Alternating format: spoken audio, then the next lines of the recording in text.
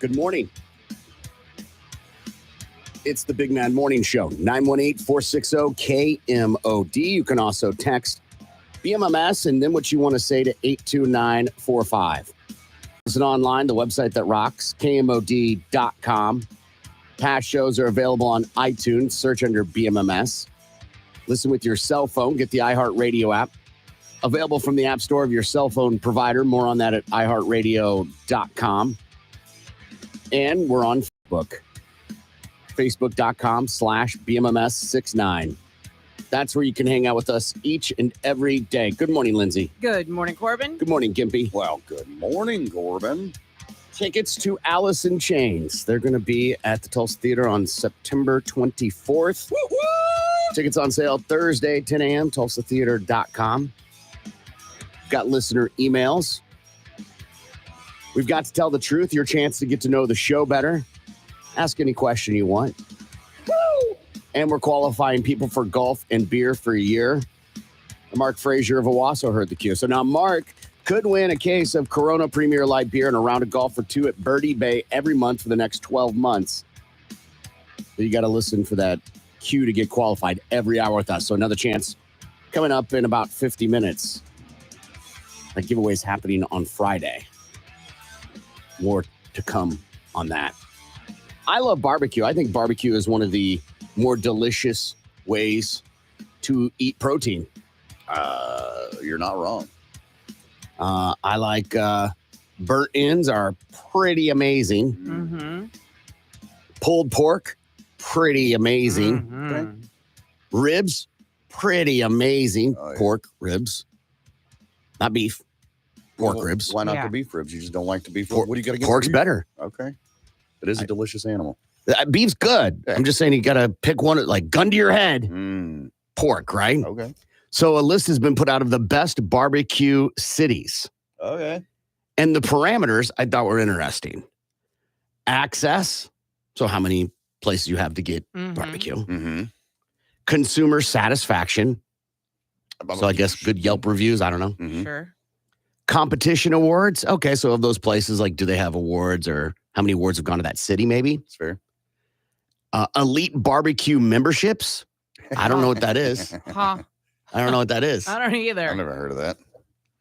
Maybe it's a secret club, a secret BBQ club where you like get exclusive things. Like most places, they'll serve your brisket, your pulled pork, your ribs, your burnt ends, but like maybe they're doing barbecue buffalo or something to that. Or maybe it's a butcher box. I don't know. Like right. you buy a whole cow. I don't know what that. I did right out of college. I did some work with the American Royal Barbecue. And so I've been a part of big competitions and stuff, but I don't know what that is, but they used it as a parameter. And then hosting. So like hosting barbecue events. Okay. What do you think the number one city is? Well, it's going to, Tennessee. okay. That's a state. That's a whole state. But Oh, it's, city Nashville. yeah, it's going to be one of those like Memphis or Kansas City is the first two that pop into my mind. Nashville's number 9. Wow. Memphis is number 4. Wow. Wow. Take another guess, Lindsay. New Orleans. Hold on. I got to check a different list. I was gonna say, is New Orleans known for their barbecue? No, I don't think I so. don't think so. Hold on. New Orleans.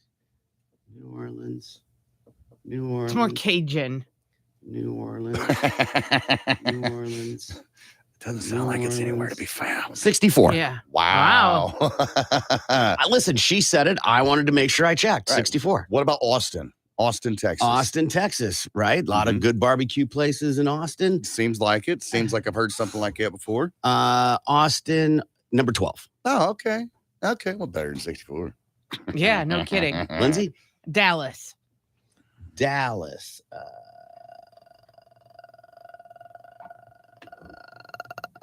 36. This is fun because all the places we've named are like in the South, Southern region. Oh, yeah. Let's go someplace different. Let's go to Boston. Yeah, right. Mostly Boston. known for their clam chowder.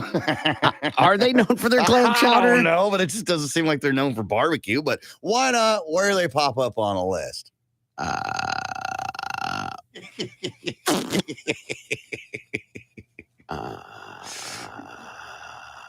I mean, they make New Orleans probably look good. Yeah, right. 125. That's a lot of us. I don't think they're on there. 128. Wow. Wow. Let's see. Is Tulsa on the list? Tulsa is on the list, Lindsay, and that they came in at 33. Not bad. Okay. I'm shocked by that, actually. Think it'd be higher or lower? I figured I thought it'd be way lower. Yeah. Yeah. Let's see here. Another well-known barbecue. And full disclosure, Oklahoma City's at 18, which shocked the hell out of me. Huh? 18? And we're 30-something? Yeah. Ugh. I mean, they have more population, Yeah. Okay. but fine. when I think of barbecue, I don't think of Oklahoma. I don't think of Oklahoma. Not at all. Not at all. What about Wichita? Let's go north to Kansas. I'm in Wichita.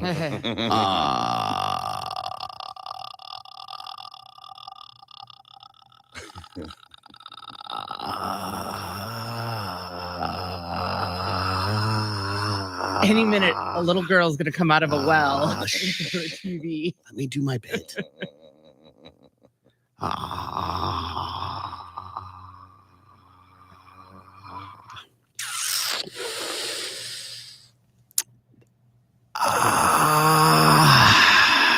Man, having a hard time finding Wichita Can't you just Dang. control on it? this list.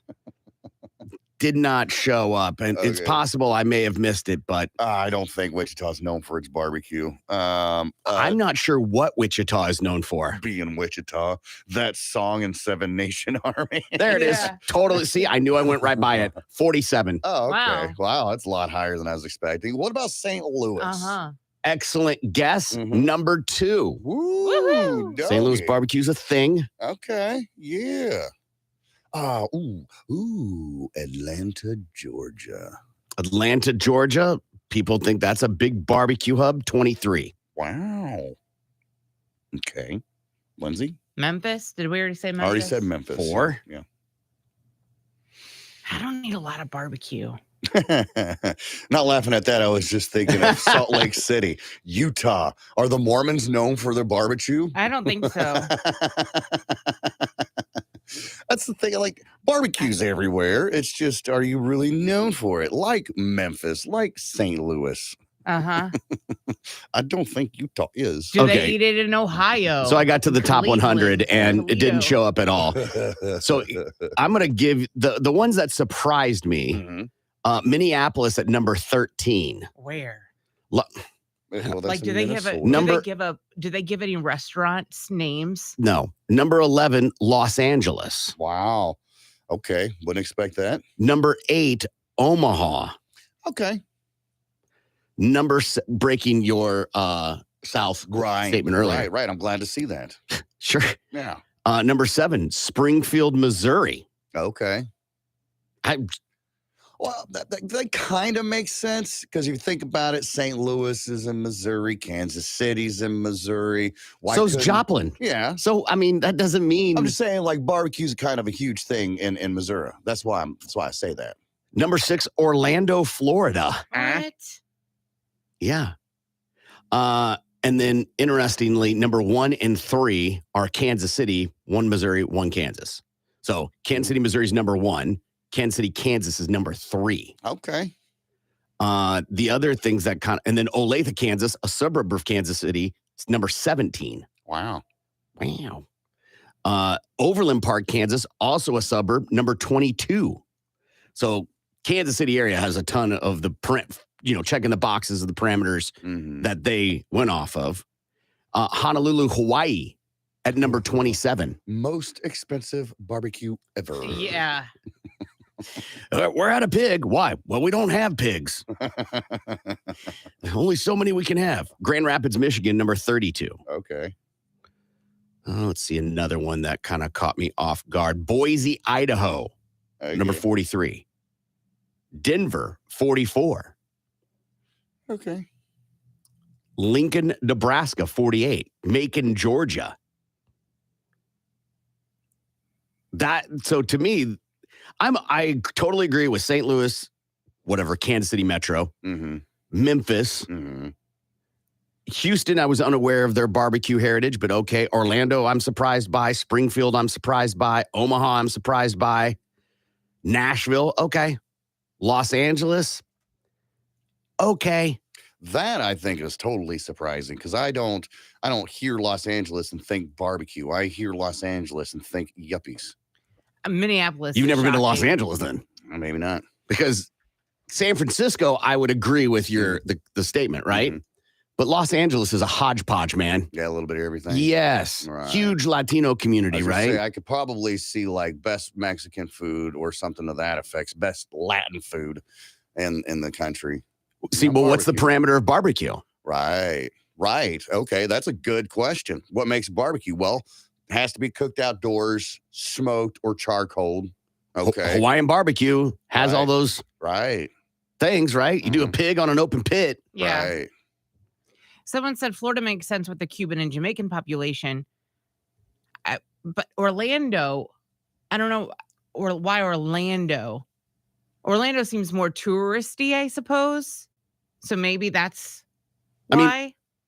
My understanding is Orlando is the community that supports the Disney World, the Universal Studios, the Sea Zoo, all that Gotcha. stuff. Mhm. Gotcha. So the employees that work there kind of live in that area. Yeah.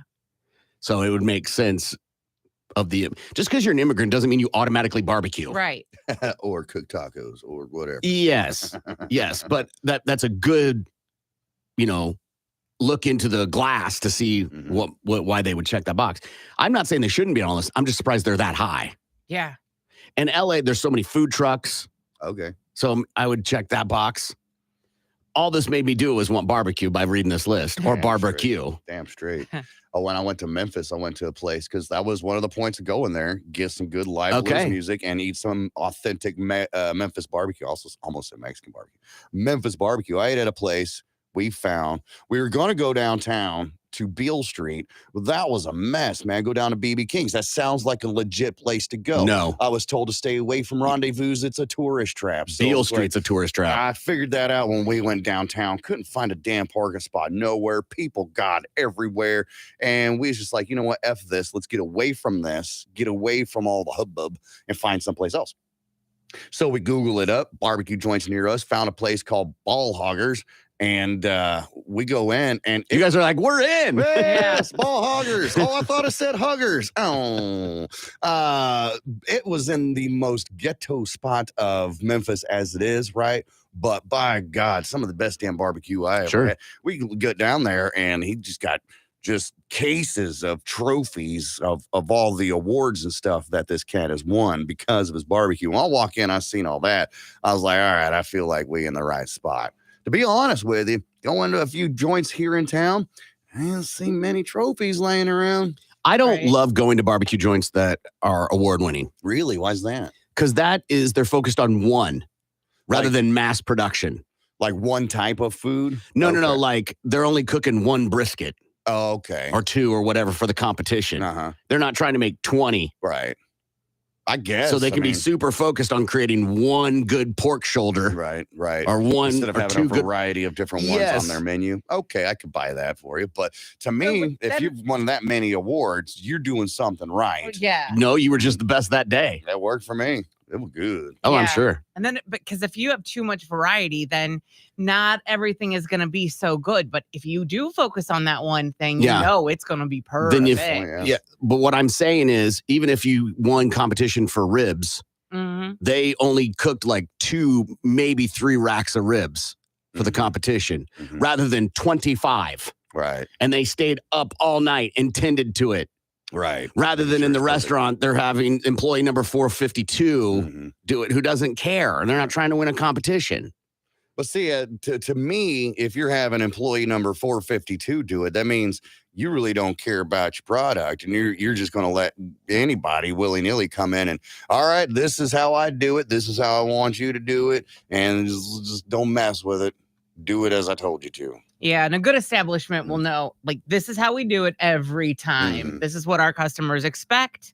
This is what we give them every time. Our award winning ribs. Somebody asked about North Carolina. Surprised that wasn't Raleigh was number 25. Okay. and that looks, South Carolina was 37. Mm. And that looks to be the only Carolinas in the top 60. Charlotte came in at North Carolina, came in at 60. Oh, yeah. Yeah, I'm more of a vinegar-based guy. Memphis is typically usually a dry with no sauce. Yeah, that's And- one thing because I like mine a little drippy, a little get all over. Wet, it's called wet, but yeah. Yeah. I love good burn ends, man. Somebody texted in and said Wellston has the best barbecue. I think I'm going to have to take a little trip. That ain't too far away. Close to Oklahoma Yeah, City. Max in Skytook is really good. Okay. Good people there. Mm-hmm. And when people like best barbecue around, hands down, barbecue's so subjective. Right. That when someone's like, it's the best barbecue around. Okay. I mean, it might be good, Mm-hmm. but that's a giant label to put on something. And then you go in and then you have it. And even if it's mediocre, you're like, Right. Because you had high expectations Yes. for it. It's like that time you and Biggie flew down to that place south Oklahoma. in Lawton, to have the best hamburger in the world. Right. That's a very bold statement. Yes. And what was your reaction? It sucked. Exactly. I was like, we flew here for a burger. Full disclosure, I flew a plane. It was part of a thing. Like, it wasn't like we booked a plane and flew to Lawton to have a burger. That seems so crazy. Actually, I like the way that sounds. That sounds Yeah. great, Booked man. a plane and flew to Lawton just to try a burger. Yeah. All right, we got to take a break, and we're going to give away tickets to Alice in Chains. We got listener emails. Anytime you need advice, we'd be glad to help you. Email show@kmod.com. The Big Mad Morning Show returns next. Tulsa's more. It's weird to see grown men get that angry about something they have no part in. Mm-mm. Right. Of other grown men playing a kid's game, getting paid a king's ransom That's the to truth. get that mad. And I'm not saying you're not invested and you can't be a fan, Mm-hmm. right? I get it. It's been your team forever. Right. You've been there for the ups and downs. But getting mad, I'll accept throwing a beer. Sure. That I'm like, yeah, emotions get the best of you. Yeah, heat of the moment. Sure, why not? You threw a beer, walked 10 feet, Yeah. punched a television multiple times. Then it fell. You then made a movement towards your waist, knowing what was there, Right. unholstered Uh-huh. or unwaistbanded, I guess, Right.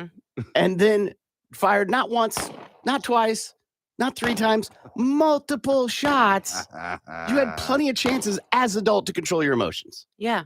There is no way this individual that I saw in that video does not beat his wife. Oh, Exactly. Has to, man. That is, your ass is out of here. Go stay in a hotel. I think, okay, I love your thought. When do you do that? When do you tell him to leave? Oh, as soon as he punches the TV, what are you thinking? So you're going to try and yell at him while he's shooting the television? At what point, when someone's acting that way, do you intercept, Lindsay? Yeah, because clearly this isn't the first time. This isn't the first outburst. They just got boxes of TVs lying around. Yeah, Yeah, exactly. right. Hey, kid fell off especially the as truck. especially as a Cowboys fan. Yeah, this clearly wasn't the first time. So before that's happened, you would do it. We're talking about this So- instant. No, we're talking about this instance. Okay, he punches the TV. He shoots it. At what point do you engage with him and say, "We're done. You're out of here"? Is she a friend or is she the old lady? Old lady. Okay. All right. I like that. I suppose after he empties his rounds of the gun, I think that's a bad call. it would have to be after. I think that's a bad call. That's like telling somebody who's amped up to calm down. Right. It just ain't going to work. It ain't going to work because you know what's going to happen? Chances are he's going to go reload, either grab another magazine or grab the box of ammo and just emptied and then take it out on you. Yeah. I'm good on Or that. use his fist or whatever. Yeah, I'm good on that. If I was the old lady in the situation, I'd just grab me and my 5 kids and I'd go stay in a hotel somewhere. And then let him sit in there, be drunk AF as he is, let him look at his beat up, shot at television, and let reality sit in and sink in of what he's actually done. Let him go to bed. Let him wake up sober. See the TV again. See the TV again with the bullet holes in the television and probably in the walls. And then we'll figure it out from there. Be like, listen, bro, You shot the television. How do I know that me, Miguel, Vera, and the rest of them are all, he's Cowboys fan. I'm just assuming. But how do we know that we're not next? I'm not going to take this chance. Do you call the SA? police? Oh, this is the next day? Whenever. You're at my house, that happens. Do you call the police? You'd leave before you call the police. On your way out? Yeah, on the way out the door, like in the driveway, driving away. You know, if it was one of those, all right, he just got done shooting the television. I think this is my moment where I can leave. Like he's in the bathroom taking a whiz, right? Because he's been You wait for drinking your all that. moment to Wait for your Okay. moment, and then you go ahead Okay. and you skedaddle on out of there, and you call the police and let them come over to the house and deal with it. And then you gotta go to the house the next day, and then you gotta see the TV on the ground with bullet holes in it, and then remember. Yeah. Then you change the locks. Yeah. I think you definitely wait the Definitely. next day. Calling the police feels like that makes sense. It does. It does. You fire a weapon within my proximity, I feel like I've got to call the police Mhm. because that's not normal behavior. Yeah. But I love the idea of letting him marinate in it. You sit here and think about what you've done. You don't even need to say Sir. that, right? Right? Right. That's like telling a fat person they're fat. They own mirrors. Like, you come in. Shot the TV. Yeah. Son of a. What happened to the team? Right. Goes, stumbles up, still drunk a little bit. Oh, goddamn tequila. Ay, Dios míos. Goes for the television to turn on the news. Click, click. Nothing. TV's on the floor with bullet holes in it. How stupid. And then do you upgrade after that, or do you just get whatever you get the Aspina brand that you've never heard of that's on sale for $200? In case this happens again. Yeah, right. That's all you can afford. I Yeah. mean, Right. people don't keep a surplus TV budget in there. I don't think. No, that's what pawn shops are made for, man. I haven't bought a TV in like at least 4 years. And that's when I moved into the house. No. Oh, Yeah. that's not true. I bought one for the playroom, I guess. Yeah, but you bought one of the cheaper ones, right? You didn't go, Samsung or nothing like that. Yeah. All I got to This tell is you is Roku. That's all I got to tell you. I got A one of those Roku too. TV is cheap and it works fine. Absolutely. People are like, well, how many HP did the thing and lines and all that? I'm like, it comes on. Right. Does it have a picture? Yes. Yeah. Perfect. Can you get to the YouTube? Yes. That's it. I'm confident with higher level brands, you get a different picture. Mhm. Confident. Mhm. I just don't care. Right. It's kind of like a diamond ring. Mhm. There's different levels of a diamond ring. Mhm. Sure. But you get over a certain threshold, the human eye, cannot tell the difference. Right. Now you're just spending money. Yeah, there's For no reason to status. get, I don't know what it is, like an A diamond. You can't see the difference between an A, B, J, whatever. You need a monocle to do that. Right. So it's same with TVs. I'm like, who cares? If it's going in a kid's room or like an outdoor TV, right there with you. If it's the main TV in the living room, though, oh, no. Oh, how about this? Someone's like, what if it's at your house? Like you invite me over to watch the game and I shoot the TV. There is so much going on in that situation. One, you owe me a new TV, brah. Two, we're not friends anymore. You can't shoot Three, a gun in my house. I'm Yeah. calling the cops immediately. And if you try to run off before the police get there, I'm telling them everything. I'm rolling right on over. I'm telling them everything about you. Because now you've destroyed my house. It's one thing to destroy your own property, but you come into my house and you start firing guns And why do you gotta carry a gun to a watch party? Right. because you never know. Sure. Home invasions happen, Corbin, Sure. in the middle of football games. No, listen, even robbers know there's nothing to take at a Cowboys fan house. I found this list of annoying things people say. I'll say the phrase. You guys tell me if you say it. This is going to be humiliating for all of us. All right. Okay. Annoying things people say. I don't mean to be rude, but I hate this phrase. Mhm. You do mean to be rude. Yeah. That's just like, hey, I don't mean to interrupt. Bye. That is a weird psychological thing you do as a human being to make yourself feel better. I don't mean to interrupt, but that type of thing. I don't know if I say that. I don't think I do. Okay.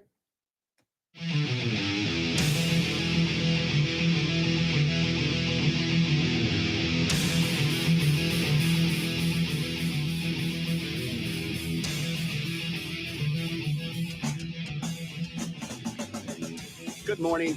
It's the Big Mad Morning Show, 918-460-KMOD. You can also text BMMS and then what you want to say to 82945. News quickies are stories you may have missed in the news. We cover them here. We'll add a link to our Facebook page. If you want more, facebook.com/BMMS69. It's time for News Quickies, world news, local news, and news that just makes you say, what the Now here's Corbin, Gimpy, and Lindsay with what's going on. News Quickies from the Big Man Morning Show at 97.5 KMOD. Man walks into the Cheesecake Factory at the mall with a gunshot wound in his leg. This happened in San Diego, California on Friday night.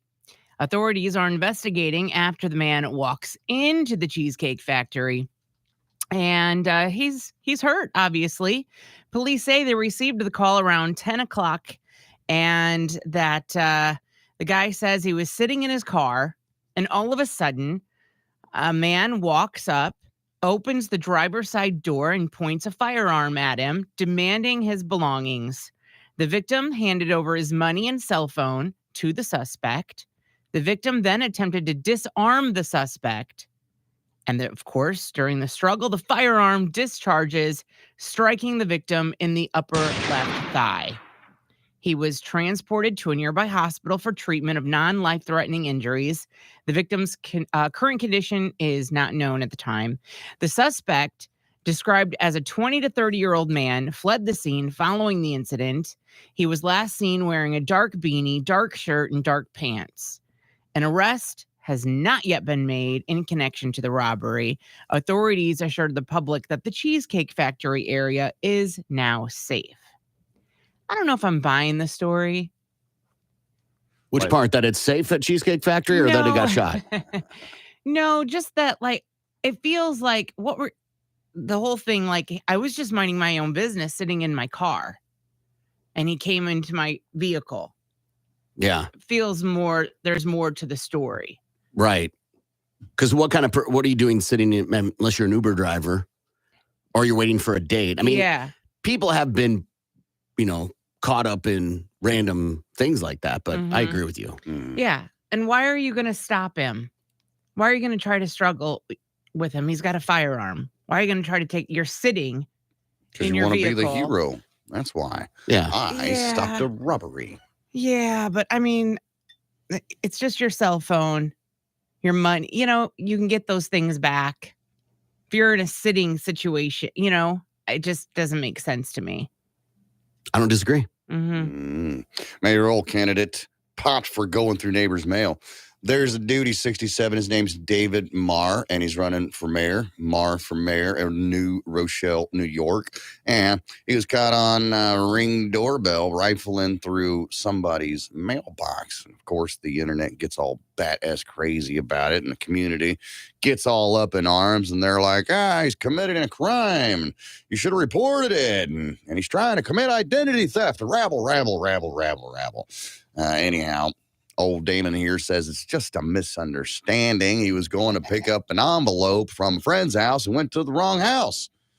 Okay, sure, whatever, Damon. Anyhow, he says it's embarrassing and he apologizes, but he's sticking to his story and says that he didn't take anything and hopes that everybody can just move on. I know people do it. I know I've done it, but you're not supposed to use your mailbox as a place to leave things for other people. Absolutely. Absolutely. Sometimes that's just, the only place you can. We're going to leave it under the mat. Can't leave a package under the mat. Why not? Because the mat's going to look all weird and they're going to know there's a package under there. Yeah. You can't get very many packages in your mailbox, though. No. Yeah, that's a true statement. Just very small ones. It feels safe. Feels like a safe option. Average. Yeah. Average. Man robs woman, then asks her out on social media. In Indiana, man robbed a woman and then went looking for her on social media. Police say Amber Baron was checking her mailbox when Damian Boyce held her at gunpoint. She gave the man roughly $100 in cash. Then he demanded she add him on Facebook. You add me right now, sucker. The man proceeded to message her and said he'll pay her back, then eventually asked her to come chill with him. Hey, babe. He was charged with robbery and is being held on bond. The story I read is like he told her that she was just too cute to pass up the opportunity or something to that effect. I was like, come on, man, you just robbed her. You think you got a shot after you just robbed somebody? I mean, it worked in The Town. Did it? I don't know. I've never Ben seen the Affleck, movie, yeah. but yeah. He could have just taken off a ski mask and been like, "Oh, my bad. Sorry. Yeah. Sorry. You're too cute. I was going to rob you, but now I just want to steal your heart." Right? Right? That might have actually worked. But no. She's a 4, by the way. Is she really? I love that he asked her to come chill, but he had to pay for the Netflix first. Listen, old lady, that's part of the lingo. Right. Right, Netflix and chill, but he needed the money to pay for the Netflix first. I don't think they say the Netflix part. Yeah. I think they just say chill, You wanna Mhm. chill. If Netflix happens to be on in the background, then so be it. i.e. bang, Uh-huh. for the record. All these stories are on our Facebook page at facebook.com/BMMS69. Tulsa's Morning Show. Another one that is a button. Calm down. Yes. Calm down is a move someone says to try and like establish alpha. Right. Dominance. Yeah. Instead of peeing on their leg or whatever. Yeah. Just calm down. This line, I work hard. When I hear this line, I just laugh inside. Because if you have to announce you Right. work hard, you don't. A king that has to say he is king is no king. Right. Game of Thrones. You are insecure in your hard work ethic Right. that you must pronounce to the world that you do. Uh-huh. Well, then your actions should reflect that, right? I reject the premise of that question. If you said that to me, I'd probably laugh. Mhm. Get out of here with that. Gimpy and I laugh about this one all the time. If I were you, Oh, you should just. you should just as a variation of right that. along the same line. You yeah. need to. This is another one I love. Threat to our democracy. Oh, good Lord. Must be nice. Like, must be nice. Mm. Oh, I was Must thinking be of more like, nice. you must be nice. No. Must be nice. Mm-hmm. Are we there yet? You know, it must have been when I got my white New Balance that I realized how annoying that phrase is. Yes, absolutely. Dad mode, man. I can't stand that. Mm, Are we there yet? You'll know. How will I know? When I park the car. Right. And then you stop at the gas station to take a whiz, right? Because you've been on the road for 16 hours. Are we there yet? But you said we were there when you stopped the car. I got to piss. Shut up. Knowing things people say. I'm the type of person. Ugh, Hear me out. no. Per my last email. In other words, I ain't going to say it again. No, meaning you didn't read it. Mhm, Right. mhm. Do your own research. Lazy ass. Because I said so. Sure. Mm-hmm. That's a good dad answer right there. Well, why? Because I said so. That's why. Right. But if you think about it, when Mhm. you're trying to shape a young mind, it Mhm. gives no context. You don't learn from that. And No. I'm so guilty of that. Totally. Every Mhm. parent is. Absolutely. It's an easy answer. If you're saying that, you're already frustrated. Mhm. Exactly. And I even read an article Oh, good. years ago saying why you shouldn't say that to your kids. And just like you said, because you're shaping a young mind, it gives them no real reason as to why they shouldn't do this or that. You should give them a reason right. behind why you're saying no. It's an interpretation like a confrontation Mhm. rather than like, no, I just don't understand. Right. I'm only saying what everyone's thinking. Yeah. I've said that before. Yeah, me same. I don't like drama. Hell yeah. Everybody says that. And yet here we are. It's a Mhm. lie. Yeah. Mhm. Lie. Yeah. It's only said by those people who create the drama Mhm. or are involved in the drama. Mhm. Just giving you a hard time. That means I'm an asshole, and I notice that I've hurt your feelings, so therefore I've got to smooth things over. I'm just giving you a hard time, man. Yeah. That's just how I was raised. I hate this statement Right. because you can't evolve. We can't evolve as people. No. You can't want to break the cycle that happened to Right. you. No. I get it. No. Those issues are deep rooted inside me. Right. And therefore, everyone must be exposed to them Absolutely. because I was. Mm-hmm. 3 charged in kidnapping extortion plot. 3 people have been arrested after torturing a man in a hotel room in Tennessee. It happened on the 21st of this month when police say 25-year-old Jessica Mortensen lured a 25-year-old man to a hotel room. Inside the room, 41-year-old Harry Kingham and 37-year-old Joshua Frazier forced the victim to remove his clothes, then held him at gunpoint while taking him to the bank to withdraw thousands of dollars. The victim was then thrown out of the car in his driveway. Oh, damn. All 3 suspects then returned to the hotel where the incident happened, where police found them. Yeah, and you never go back to the scene. Like, Yeah. come on. There's a drug involved, Lindsay. Can you guess what drug is involved? Meth. Yes. Nothing good comes out of methamphetamine. Nope. Yeah, and apparently he made an arrangement because he knew this girl from high school, Mhm. and he made an arrangement for sex for $300, and the police were like, we're not charging him with solicitation. He's the victim here. Mhm. Right. Even though he was participating in a crime, they knew he would fall for it. Mhm.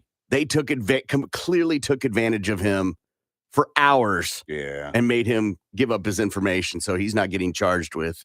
So I don't know if maybe he was somebody of some sort of brain disorder or Okay. on the spectrum or something that made him, according to the news report, gullible. Okay. Yeah. Maybe just one of those lonely dudes, and this was the hot chick in high school. And it's like, what? Yeah. Megan Mhm. wants me now? Yeah. Well, Megan's, 45 right now and's got 6 kids and a drinking problem, but Meth problem. a meth problem. And but it's okay because he remembers teenage Megan. And he's like, well, I'm gonna get me some of that. Yeah. Finally, I get to touch my unicorn. And well, they left you naked in your driveway. Yeah. On the upside of that, at least they dumped him in his driveway and not, I don't know, traveling down the highway. The police report said they threw him out of the car in his driveway like a bag of garbage. That's what the report said. Like a bag of garbage or with a bag of Like garbage? a bag of garbage. Okay. Yeah, that sucks. Yeah. But he's alive and he is at his house. All right. The proverbial question. Uh-huh. How many days off does he get after being kidnapped, tortured, thrown in his driveway like a bag of garbage? How many days off do you get from something like that? These are bonus days. You're not using vacation or sick days. We're just going to go ahead and give you some time off to recoup. Yeah, we as a company empathize with that crazy situation. Mm-hmm. You get some days off to recover. That happened on a Friday, the 21st of last Friday. Lindsay. So, does he have wounds? Like when we say he's tortured, Irrelevant. Let's not ask questions. we'll give him. How many days does he get off? He's been robbed. He's been abused. Tortured, kidnapped, robbed, trust defiled. Mm-hmm. How many days? I want to give him 2 weeks, Okay. Because especially if he's got wounds on him. I want to let him heal up. You know what I mean? Like if he's got some bruising on his face, things bruising's like that. 3 days. Bruising isn't going to cause anybody else at work to get, some kind of infectious disease if he has one. Oh, that's true. I'll stick with 2 weeks. Okay. Gimpy. Good Lord, that's a lot of 2 days. 2 days. That happened on a Friday. You get Saturday, Sunday. I'll give you Monday and Tuesday. You bring your ass back to work on Wednesday. And if you've got gashes all over yourself, put some goddamn butterfly stitches on that thing and get your ass back to work. Take as long as you need. You're damaged goods now. If I get you back, you're hardly going to be the person. Whether you get 2 weeks or you're back on Monday, it's going to take a week for you to quell the office chatter. Right. So you're damaged goods. You're not coming back the same person. Oh, no. You're not going to remember whatever project you were working on. Forget about it. Right. Right? Yeah. So, yeah, I'll do the right thing. Take as long as you want, but let's start hiring the replacement. Oh, okay. He's done. Okay. You're done. What if he comes back from work, right, after his week, 2 weeks, however long he needs, and things are a little shaky there for, let's just say, like a week? That seems natural. But everything's back to normal that week after. Are you still firing that guy? I didn't say fire. Well, what are you going to do? How else are you going to get rid? You going to lay him off? Yeah, let life work itself out. Mm-hmm. Let him quit. Yeah, he'll quit on his own. Maybe. You still give him work. You still treat him as if he's an employee. You still, Absolutely. everything stays the same. Absolutely. But he is not the same employee, right? He experienced an incredibly traumatic event. Yes. And maybe working where he works, doing what he does is his outlet to kind of get over things. You know what I'm saying? Like sometimes this ain't your team lost. This Right. isn't you broke your arm. Yeah, you were It is one of the most traumatic events human beings can go through is being kidnapped and tortured. That is very true. That is very true. Mr. No Days. But everybody works through things differently. Sure. Some people need therapy. Some people just need to keep busy. You know what I mean? So maybe so what you're going to do is you're going to let this cat go so he can drive himself crazy. I'm not going to let him go. All right. Go down the meth aisle with his new girlfriend, Megan. All right. Yeah. And then next thing you know, he's committed suicide and hung himself in the garage because I don't know what that has to do with me. No, that has zero to do with me. I'm saying I have a responsibility as a company to make sure everybody's doing their job. And he can come back. We'll treat him as family. He'll stay on insurance. We'll give him projects. Everything will stay the same. But to have the expectation that he's going to be the same employee is not realistic. And that is what I'm saying. I understand there's going to be some differences, but deep down inside, if that's what he needs to heal, then you keep on keeping on. I'm not looking for the new hire immediately. He is going to be a drip at the company picnic. Oh, yeah. Do not ask him to play laser tag or just tag or capture the flag. Don't even say the word capture around him. Don't do the ropes course with him. Right. Trust fall? No. Trust any of you bitches. No. He's going to want to move to another state and start a whole new life. Yes. Well, maybe. Let it work itself out, but you have a responsibility to your customers. And as a manager of a business, we got to move forward. We can't let somebody hang onto the back of the train as it's pulling away from the station. Give him all the resources he needs. Let him continue to get a check. Right. All right. Put him in a basement. Take his red set. Whatever that looks like for you. Right. All these stories are on our Facebook page. No days off. I said 2. No, you said the week.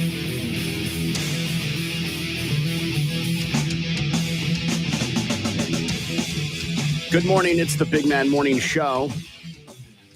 918-460-KMOD. You can also text BMMS and then what you want to say to 82945. Let's see what Lindsay has for Balls to the Wall Sports. Balls to the wall, man. Balls to the wall.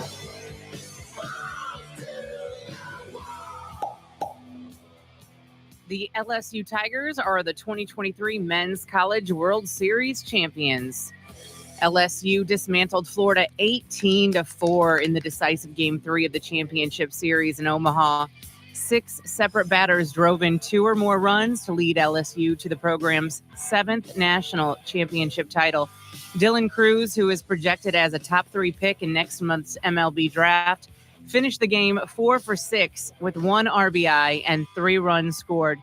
The Tigers got redemption over their SEC rival after falling to the Gators in the College World Series final back in 2017. It was a crazy that they scored that many after just getting whooped the night before. And LSU is becomes the first Division I school to win a baseball and basketball national championship in the same year. Hooray!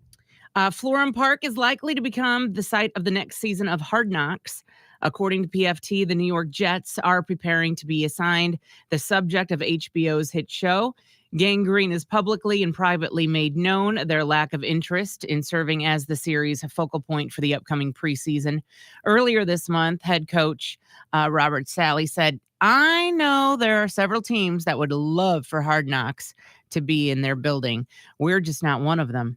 The Jets made headlines during the offseason when they acquired former Green Bay Packers quarterback Aaron Rodgers. Have you watched Hard Knocks? Not in years. No. I watched a little bit last year, off and on, and highlighted clips of the Lions. It made me love the Lions, at least the head coach. Yeah, receiver on the Philadelphia Eagles is showing off his speed. Devin Allen ran the fourth fastest time this year in the 110-meter hurdles at the USA Track and Field New York City Grand Prix over the weekend. He finished the event in 13.4 seconds, and it was the quickest time he's run this year. His career best was a 12.84 second run last year, which was the third fastest time in the world ever. The 28-year-old spent last season on Philly's practice squad and hasn't appeared in an NFL game yet. He attended Oregon after graduating from Brophy Prep School in Arizona. And the NBA offseason is beginning to heat up. ESPN reports that the Atlanta Hawks are trading John Collins to the Utah Jazz in exchange for Rudy Gay and a future second-round draft pick. Collins averaged 13.1 points, 6.5 rebounds in 71 games for Atlanta last season. The 25-year-old is owed $78 million over the next 3 seasons. The 36-year-old Gay averaged just over 5 points per game with Utah last season. The trade will also create a $25.3 million trade exception for the Hawks, which is the largest in the league. The deal cannot become official until July 6th. And San Antonio Spurs rookie Victor Wembanyama won't be playing in this summer's FIBA World Cup after all. The recently drafted center announced he will skip the World Cup and will focus on prepping for his rookie season. Yes, they just signed him to a ridiculous deal. They're taking no chances with him getting injured and missing his first season. That makes good sense. Yeah, Yes. he had originally planned to play for his home country of France. Sure. The 19-year-old added that he wants to play in some of the Spurs summer league games next month. Wembanyama was selected by the San Antonio Spurs with the first overall pick of this year's NBA draft. Think of the expectation that cat has on him. Like, he's got to come out guns a-blazing. Mm-hmm. Yeah, I hope He it works will. out. I don't know. There's been plenty of others. Look at the NFL. The people thought, oh, he's going to be the best. What is it, Johnny Football or whatever the hell his name is? NBA, too. There have been plenty of people they expected to be really great, and then nothing.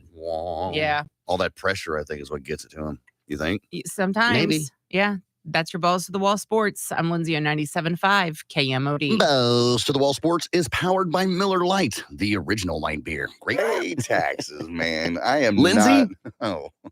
I think I'd rather collect poop and use it for fertilizer than pay taxes. You say that the first day.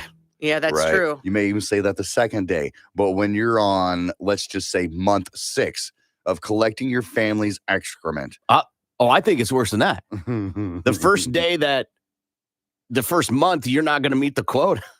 Right. Oh, my God. Oh, we can't go too far into this, but things are different for everybody. Yeah, and everybody's people movements are different. Everybody has different kinds. So let's just say you've got a bad flu one week. Flu will put you down for 4 days. Yeah. And there ain't nothing solid about a flu. Or how about this? You're on an antibiotic. But you can't use that, right? Like, it would have to be solid. Listen, I didn't go deep into this. Sorry. Right. I didn't go to the ins and outs of every household and how many people and what antibiotics you were on and what did that have to do with it. Yeah. To me, the headline is enough. Yeah. I'm assuming they just want the solid stuff. And I'm thinking. Yeah, no, they like want a good turd. You clean up after your ferrets. I clean the cat's litter box. I mean, it's not too much different. It's completely different. One, you're trained by the animal. The other is right. We're trained by our parents to do it in a receptacle. Someone text in, put a colander over the toilet bowl. Dude, problem solved. Pooping in the same thing that I strain my spaghetti noodles No, in. you buy 2. Yeah, but you got to clean one, Lindsay. You got to clean one. Oh, God, and then you get them mixed up because, they're both silver. One's plastic. No, plastic absorbs smells. Gross. Use that one for your pasta. We're getting off. We're getting too far. Come on, man. 220 pounds. 220 pounds. A month. Or is that a year? A year. Okay. Okay. Yeah. That's a lot. Yeah, for sure. A lot of fertilizer. I get a bag of salt, and it's like 40-pound bag, right? For the water softener. Mm-hmm. And so like 5 of the that's a lot. I get it out of the trunk of the car and I'm like, But to do that with my own feces, family's feces, is a whole other ball of wax. Amen, right? Yeah. When you think about the things that people go through in other countries, I'm like, can you imagine if somebody ran for office and they were like, hey, we're going to put down the national debt by harvesting our own feces. Listen to the math. There's this many number of us. We can sell it at this much. We'll have this debt wiped out in no time and have a surplus. You'll be sent a bag. Right, a government bag. That is not the best bag ever. It kind of leaks every now and again. Y'all couldn't wear a mask. For real. You want me to crap in a bag every day? Ship it off. Think about that. It's We couldn't get everybody on the same page Hey, with the mask. Hey, did you crap in your bag today, sir? Look at that beta crapping in a bag. Oh my goodness gracious. No, there's other options, man. There's other options. There are plenty of animals on this planet that we could be harvesting. Hey, we do harvest their dookie for fertilizer. Yeah. Why do we got to use our own? Is ours as the human? Yeah. Is the human sample that much superior? I can give you an actual reason why. Why is that? Box checked. We need more. There's not enough crap in this world, which is crap in itself. There's more crap in this world Yeah. than we need. Yeah. Most people don't know this. There is a whole subgenre of studying the human feces. Right. And to the point where they do fecal transplants Right. to make people healthy. That was somebody's idea. That was like, guys, that was a meeting. That was a table, Yeah. a long rectangular table, probably had lunch catered in. Okay. And I've got an Do idea. the people that study fecal do No, probably not. No. Why not? No. Why not? In that office gives a whole new meaning to brown bag lunch. Hey, it's brown bag lunch meeting. It's brown bag every day. Brown bag? To me, yeah. Phew. I'll do you one better. Yeah. Someone was like, Dad, Yes, I son. don't want to study engineering anymore. Oh, okay. Well, what were you thinking about getting into for the rest of your life? I know 'Cause that a it career is very important. I know that it is a family thing to be into engineering, but Yeah. I've got to change it. I've got to chase my own dreams. I don't want your life. I get that, son. I get it. I was an engineer. Your grandpa was an engineer. His dad and grandpa were engineers. I mean, it just seems to fit. But I'm curious, what do you want to do? Let me help you. Poopy de scoop. Excuse me? Whoop de scoop de poop. Did you just say poop? Scoop de whoop. And what are you going to do with this poop? Poop de scoop de whoop. You're going to scoop it. Whoopie de scoop whoop poop. You sure you don't want to be an engineer? Poop. Sure, we can't guide you into some other field. Whoop de scoop poop. You could be a gynecologist if you want. Poop. Proctologist, it's close. If that's just what you want to do with your life, I mean, okay, good. I support you 100%. Poop. Yeah. Mm-mm. Somebody's like, I'm going to be the best poop expert ever. Yes, absolutely. How was work today, honey? Poop. It was the S. Do not. Because I don't know about you guys, but my wife has friends that she works with and we go to dinners with them or whatever. And they talk about work. And I always set a little thing on my watch. And about 20 minutes in, I'm like, okay. Like trying to get out of the conversation No, or change the conversation? Yeah, we're done. Okay, We're not talking okay. about work anymore. Yeah. I get that. Do not bring it up at all if your husband or wife does poop research. No. Not a fun dinner. No, because that's where everybody Topic. gathers around the table and talks about their day and how it was. And yeah, you can't do that if you're a poop expert. Lindsay, do you have friends that do like plumbing or drywall work? Yeah, And when you need plumbing or drywall work, you call them, right? of course. Of course.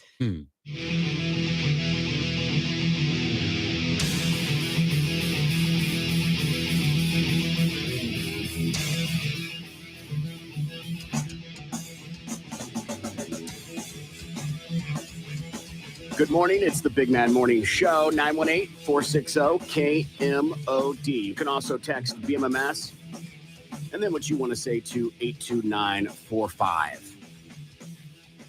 Good morning, Lindsay. Good morning, Corbin. If you don't want to pay for your fireworks this 4th of July, you can win them from the Castle of Muskogee. Sign up to win online at KMOD.com. Good morning, Gimpy. Good morning, Corbin. I'm going to be hanging out at Campbell Nissan on 31st and Memorial this Thursday. If you swing by, I bet you I can get you a free oil change. Nice. Lauren Lewis of Tulsa just got qualified for golf and beer for a year. Make sure you're listening every hour with the Big Man Morning Show to get qualified.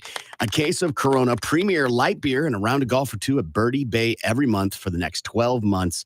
Make sure you're listening in 56 minutes to get qualified again as we are rounding out the qualifying because the giveaway is going to happen this week. I love movies. And I love when people point out crazy things with movies like plot holes. Mm-hmm. Like, for example, the movie Saw. I think that's a pretty good movie. It's an M. Night Shyamalan Ding Dong movie. And in it, Mel Gibson plays a dad whose wife was killed in a car wreck and aliens are invading. Joaquin Phoenix is in it. And spoiler alert, water's the only thing that can make the aliens go away, right? Okay. And one of the plot holes in it is why would water harming aliens invade a planet that is 71% water? That's a valid point, but I mean, not everybody lives in water. No, but there's rain. Wow, that is true.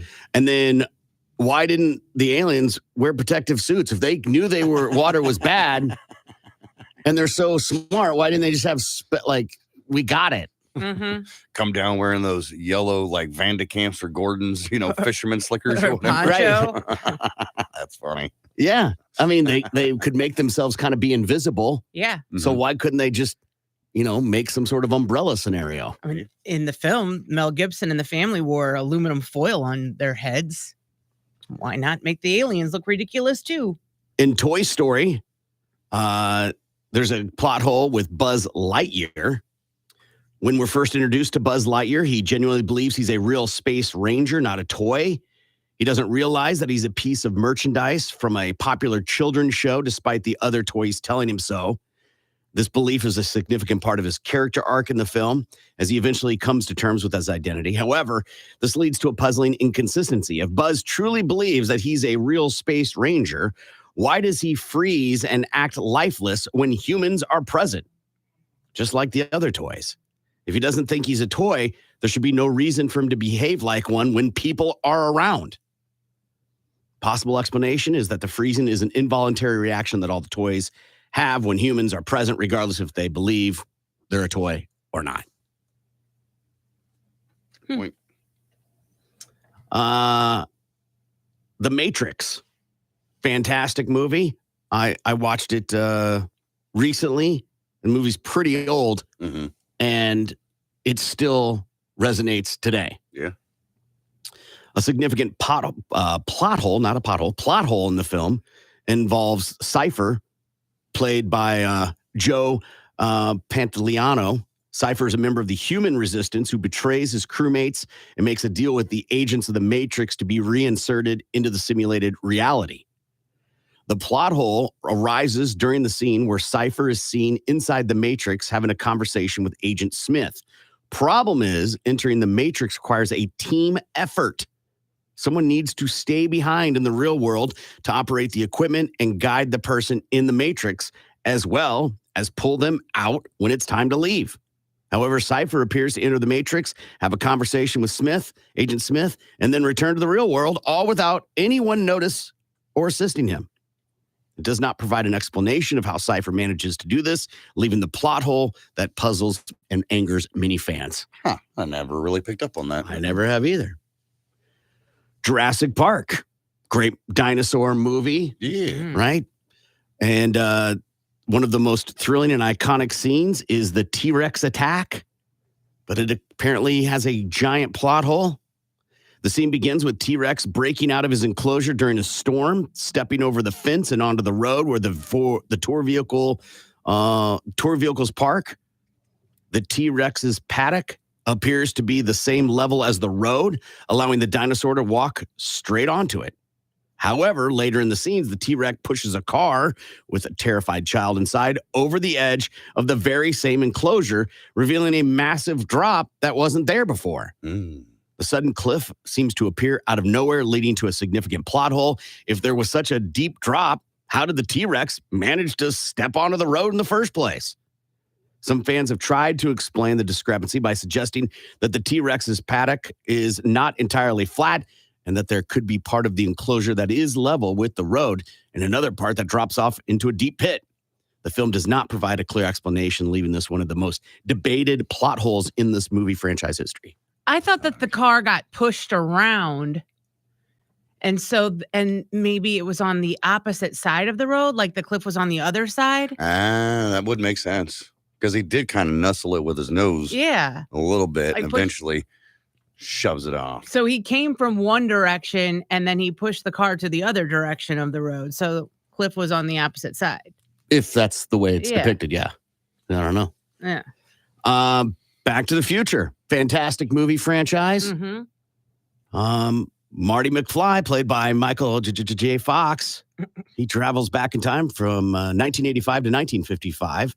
And during his time in the past, he interacts with his teenage parents, even going so far as to introduce them to each other and ensure they fall in love. The plot hole arises when Marty returns to 1985 and interacts with his parents, despite the significant role he played in their past. George and Lorraine do not recognize their son as the young man who helped them get them together in high school. It's puzzling because Marty used his own name while in the past, and his appearance, voice, and mannerisms don't change. One could argue that George and Lorraine simply do not remember Marty from their past. After all, 30 years have gone by, and they only knew him for a week. However, considering the pivotal role he played in their relationship, it seems unlikely they would forget him entirely. Another explanation could be that George and Lorraine do remember Marty from their past, but do not connect him with their son. They might think that their son merely bears a striking resemblance to the young man they knew in high school. That brings up a couple of things. All right, what were you doing? Right. Why does our son look like this guy from high school? Yeah. I thought he went by, it was Calvin Klein. Yeah. Is that what was sewn on his underwear? I thought that's what he went by, not his actual name, Marty McFly. Yeah. It's Kelvin. Mm-hmm. But he does look exactly the same. Absolutely. And that makes sense. I've never picked up on that plot. Mm-hmm. That it would make sense. You go, well, our son looks exactly like the person. They got us. They got the same height. Yeah. Same ability to play guitar. Right.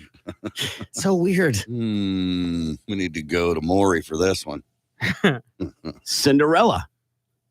It has a notable plot hole that revolves around the magical transformation Cinderella undergoes with the help of the fairy godmother. In the film, the fairy godmother gives Cinderella a beautiful gown and glass slippers so she can attend the royal ball. She warns Cinderella that the magic will wear off at midnight, and indeed, when the clock strikes 12, everything turns to its original form. Everything, that is, except the glass slippers. Mm-hmm. One of which is left behind as Cinderella flees the palace and is later used by the prince to find her. Why didn't the glass slipper transform back to its original form like everything else? If the magic was supposed to end at midnight, the slipper should have turned back into an old shoe Cinderella was wearing before the transformation. That's a valid point. That's a good one. Mm-hmm. There's literally no explanation for that. Right. None. Besides, Disney. Magic. The Dark Knight Rises. In the film, Batman is captured by the villain Bane and imprisoned in a remote underground prison known as the Pit. Batman manages to escape the Pit and needs to return to Gotham, which is under siege and completely isolated from the rest of the world by Bane. The plot hole arises when the film does not explain how Bruce, without any resources or contacts, manages to travel from the Pit, which is in an undisclosed location, possibly in a different country, back to Gotham. Furthermore, Susan, Gotham is under strict lockdown with all entry and exit points heavily guarded to prevent anyone from coming in or going out. Yet, Bruce not only manages to enter the city, but also reappears as Batman, fully equipped with his gear. Keep in mind, Batman has no superpowers. Mm-hmm. One could argue that Bruce Wayne, with his training and resourcefulness, could find a way back to Gotham. The lack of any explanation leaves a significant gap in the plot. Didn't think about that. Terminator 2, second installment of the series, has a significant plot hole that revolves around the strategy employed by Skynet to eliminate John Connor. In the film, Skynet sends a single advanced T-1000 Terminator back in time to kill John Connor as a child. At the same time, the human resistance sends back a reprogrammed T-800 Terminator to protect him. This leads to a thrilling and deadly cat and mouse chase. That's the whole part of the movie, right? The strategy raises a significant question. If Skynet has the ability to send multiple Terminators back in time, why not send them all at once to ensure John Connor's elimination? Sending a single Terminator seems like a very risky strategy, especially considering the high stakes that are involved. One possible explanation is that time travel technology used by Skynet only allows for one Terminator to be sent back in time. This is never explicitly stated in the film, leaving a plot hole that has puzzled many Terminator fans. Well, I was going to say, wasn't it Terminator 2 or 3? Which one was the one with the chick where they had like two? Well, technically, they both had two Terminators in at the same timeline, right? Because you got Arnold, and then you got the metal guy in Terminator 2, right? Mercury. Yeah. Mercury. Yeah. So technically, there's two. But I guess he said sending them at the same time, not being on the same timeline. That's a possible explanation. There's a picture floating around of James Cameron in the water talking into Leonardo DiCaprio and Kate Winslet and how much room's on that door. And it's like, whatever, it's a photo after the fact. It could be photoshopped, right? But it's crazy to look at it because to me, that's a giant plot hole. Oh, absolutely. Right? And I could go on and on. Plot holes in that movie make a ton of no sense. But I love finding inconsistencies in movies.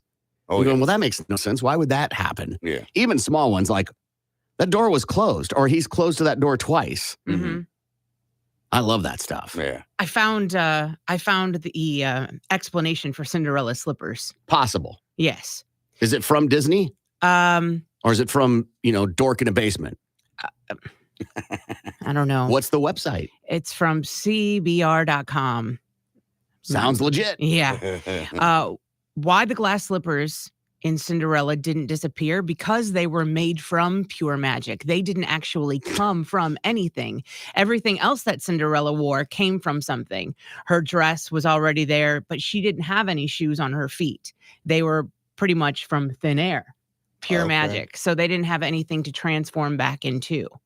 But then they transformed from nothing. So why wouldn't they go back to nothing? Right. So that's why they were just made from It's a piss poor explanation. Yeah. I'm with you. Makes no sense. Pure magic.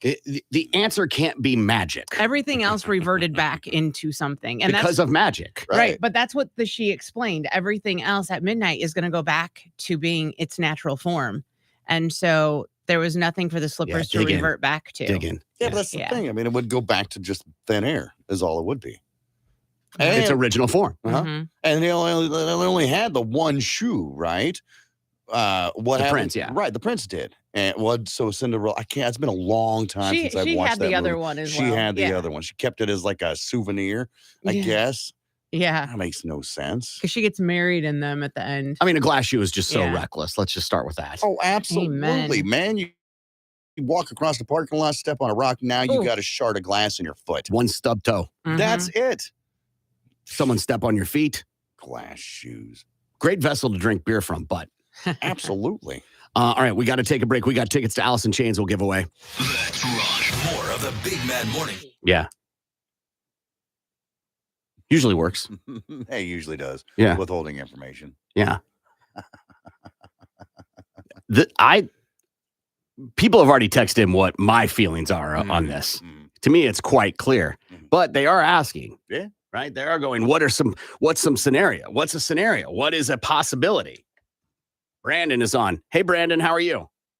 Good. How are y'all? Good. What do you think? From a person who's been cheated on multiple times, I say the damage has already been done. But if he wants to win her over, they've been married 10 years. Renew your vows. Make new vows. Tell her you're committed to her and only her. You know, just go and renew your vows. That might win her over. You never know. Right, a mulligan. Right. Yeah, pull a mulligan. Yeah. Pull that mulligan card. Pull it all day long. You said that you've been cheated on multiple times, Brandon. Would that have worked with you? No, because I stayed with someone who cheated on me 9 times. Whoa. Yeah. Are you But blind? Are you blind? Well, I lived 7.5 hours away from my family at the time. So I was kind of forced just to stick around because I was in a state I didn't know. I wasn't from that state. So I stuck around and rode out the roller coaster. What was her excuse on the 7th time? His excuse was I was away from the house for 2 weeks on walk and he got lonely. So this is your boyfriend. Yeah, it was my ex. Yeah. But when he said that, I was like, yeah, I'm done. I took the call around midnight when he was drunk, took the call, and I left and never looked back. Had to rip that Band-Aid, huh? I just left. I was done.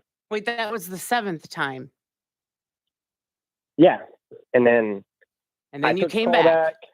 Took the call back because I was like, oh, maybe you changed. And the 9th time was finally the draw.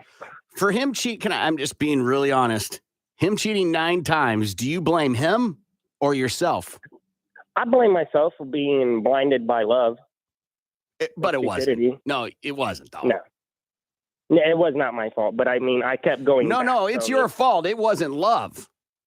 It was my own stupidity, trying to think I can change someone. Right. Hope. Well, it was hope. You were hoping. Mhm. You were hoping he'd Well, look yeah. at her. Yeah. Yeah. Right on, man. Brandon, have a great day, man. You too. All right, see you later. These texts are good. Scott is on. Hey, Scott, how are you? Good. How are you? Good, buddy. What do you think? You know, let's be real. I love some of the comments, and you guys especially, but let's be real. You're not going to be able to give her a hall pass because we as men are never going to forget that. We're never going to stop dwelling on it. And, you know, we're going to be the demise of that at that point.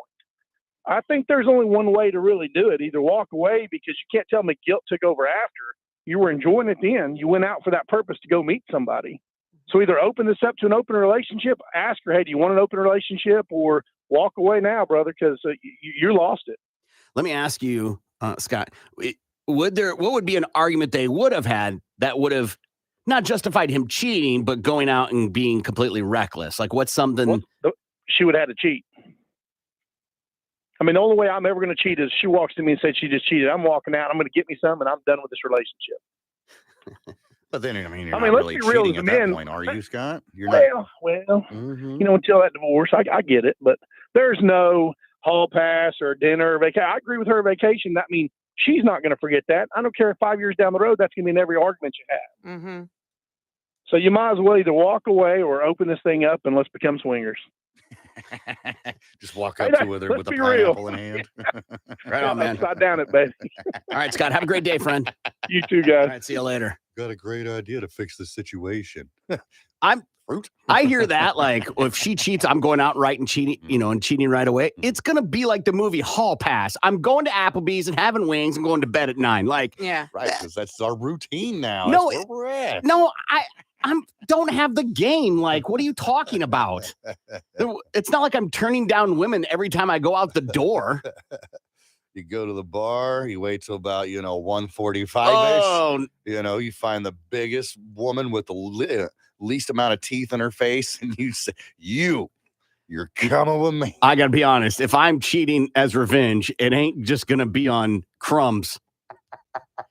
Listener email, I'm about to get divorced from my wife of 10 years Homeless because people eat out of garbage cans, I Corbin. made a You stupid better mistake get users. and had a one-night stand. We got in an argument. I left, went to the bar, and slept with some woman. Almost immediately, the guilt took over me. She's told me it's over.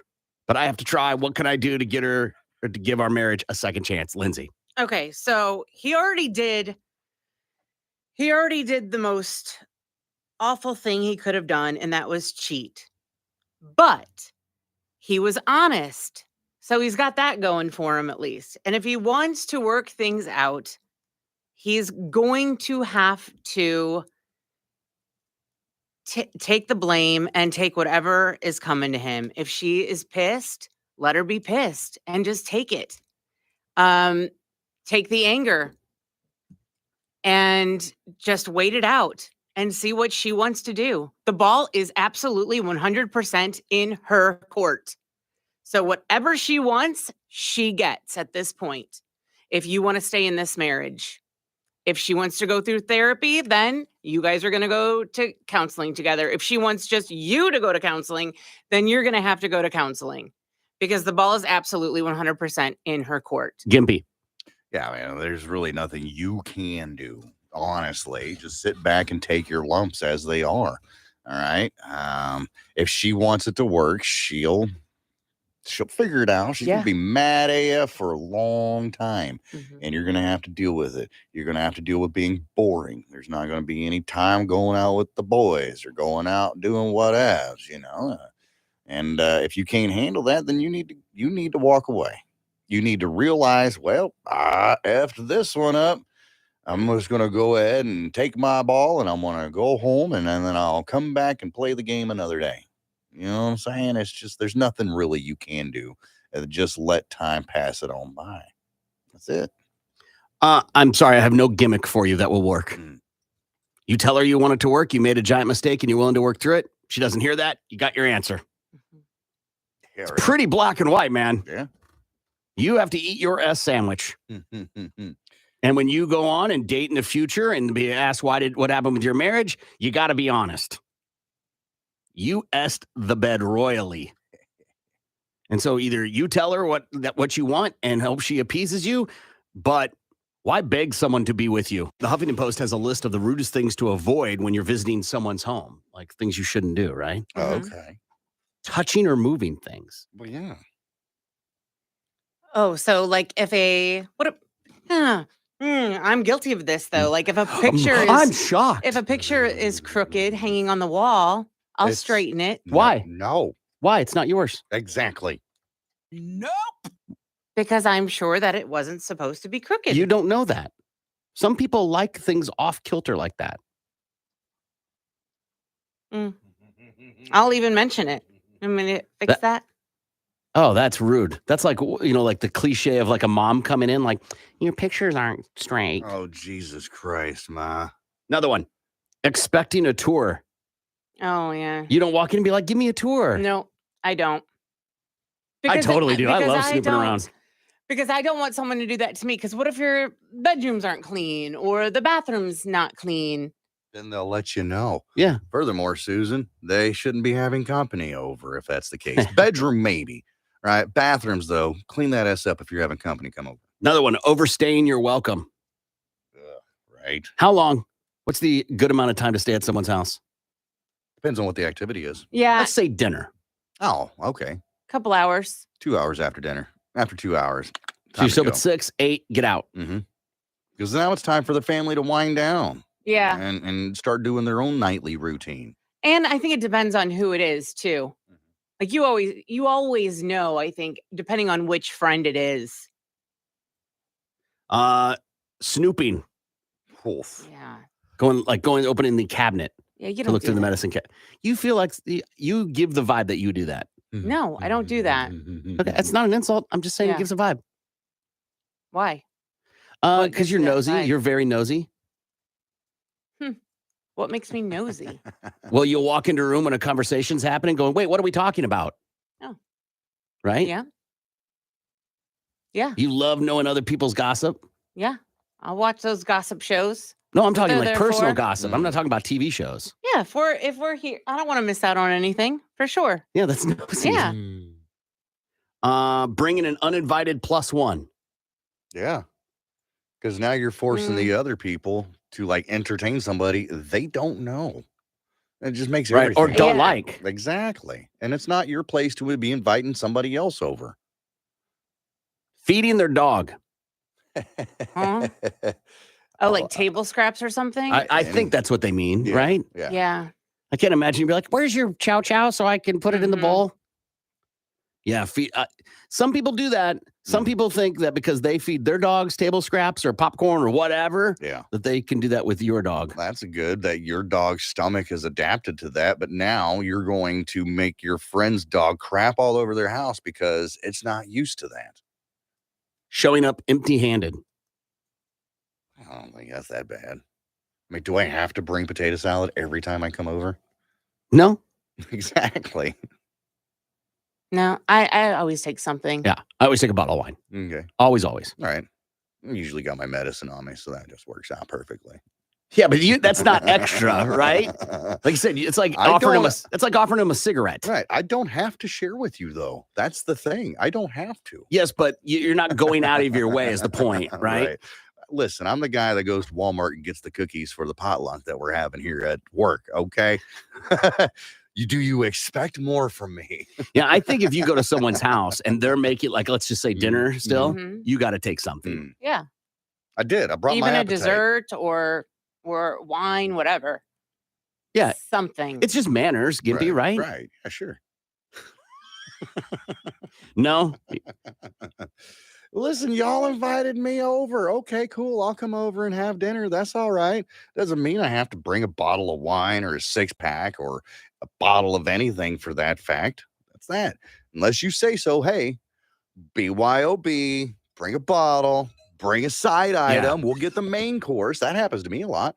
We got the main courses. Come on over for barbecue, whatever. Bring a side item. All right, cool. Tater salad it is.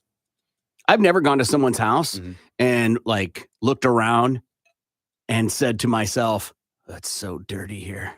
Oh. Ugh. Wow. What do they have lives?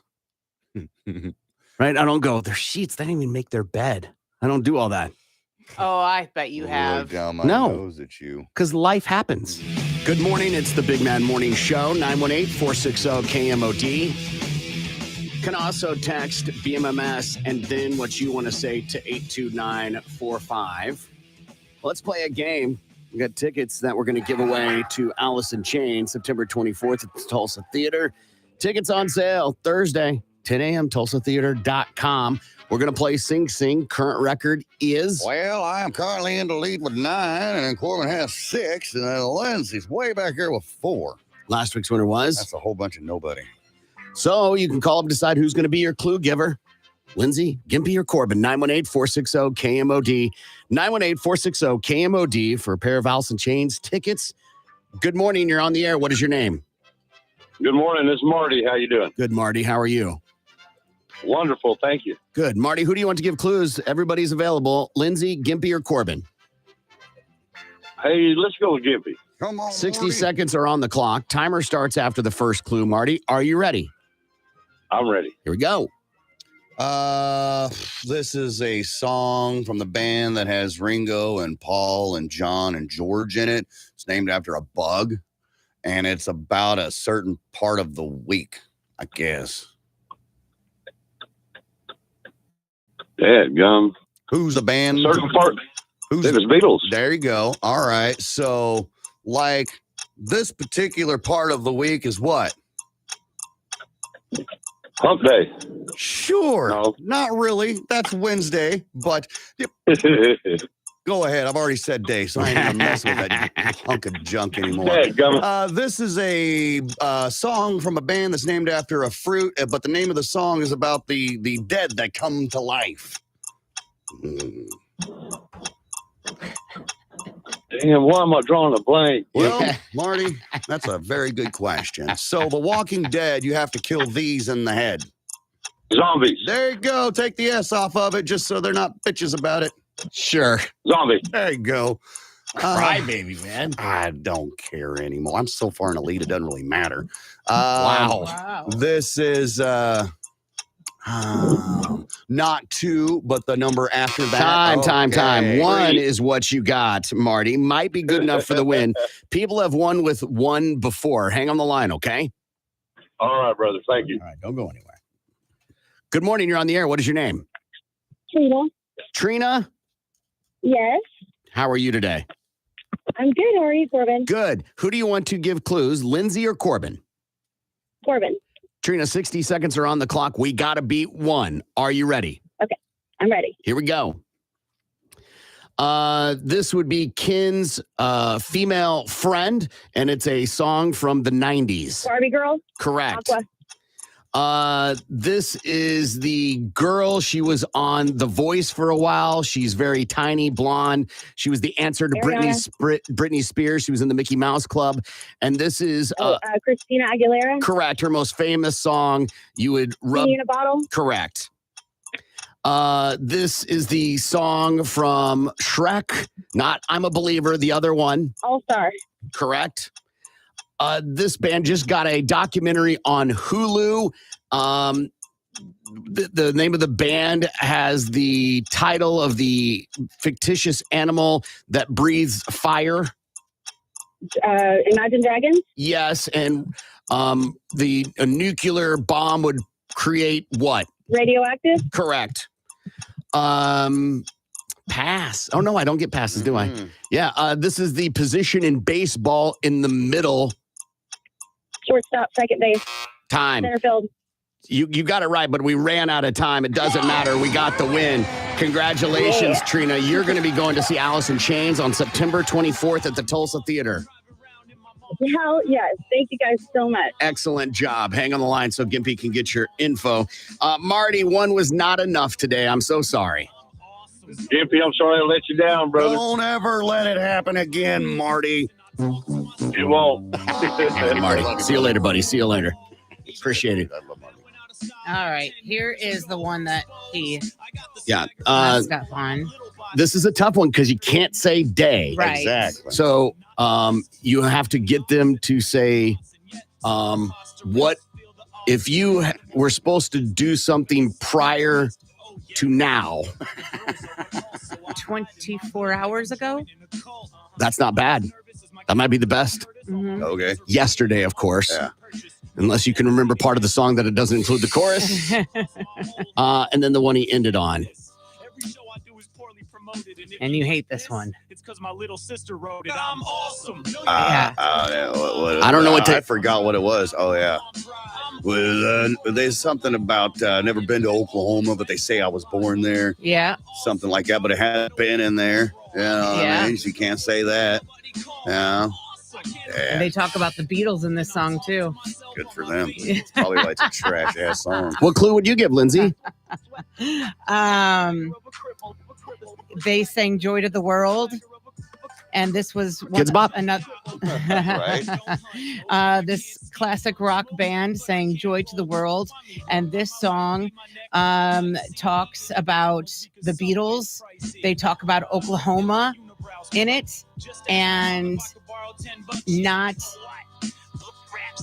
having seen it. Classic rock? Yes. Definitely classic rock. Uh-huh. Okay. I didn't realize how many songs that these people had. Joy Three to the Dog World. Night, Yeah. Never Been to Spain is the song. All right, the record now. Still keeps me in the lead with 9, which is okay. Moves Corbin to 7 and keeps Lindsay dead ass last with 4. Take a break and we'll be back.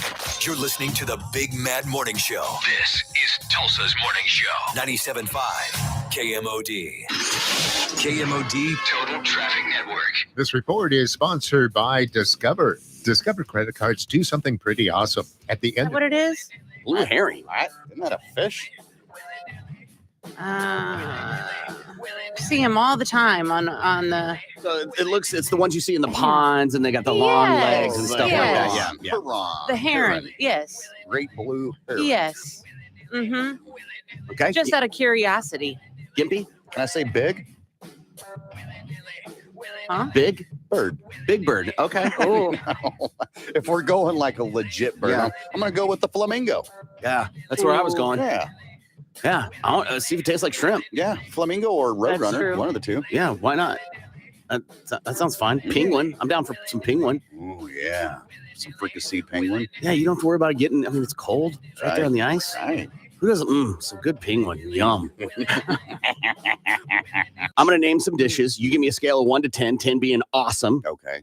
and 0 being Pass. Okay. Okay. Lindsay, you're in on this too. Okay. 10 being Let's awesome, start. 0 Let's being start nothing. basic, Okay. right? Yeah. Spaghetti. I don't know. Lindsay.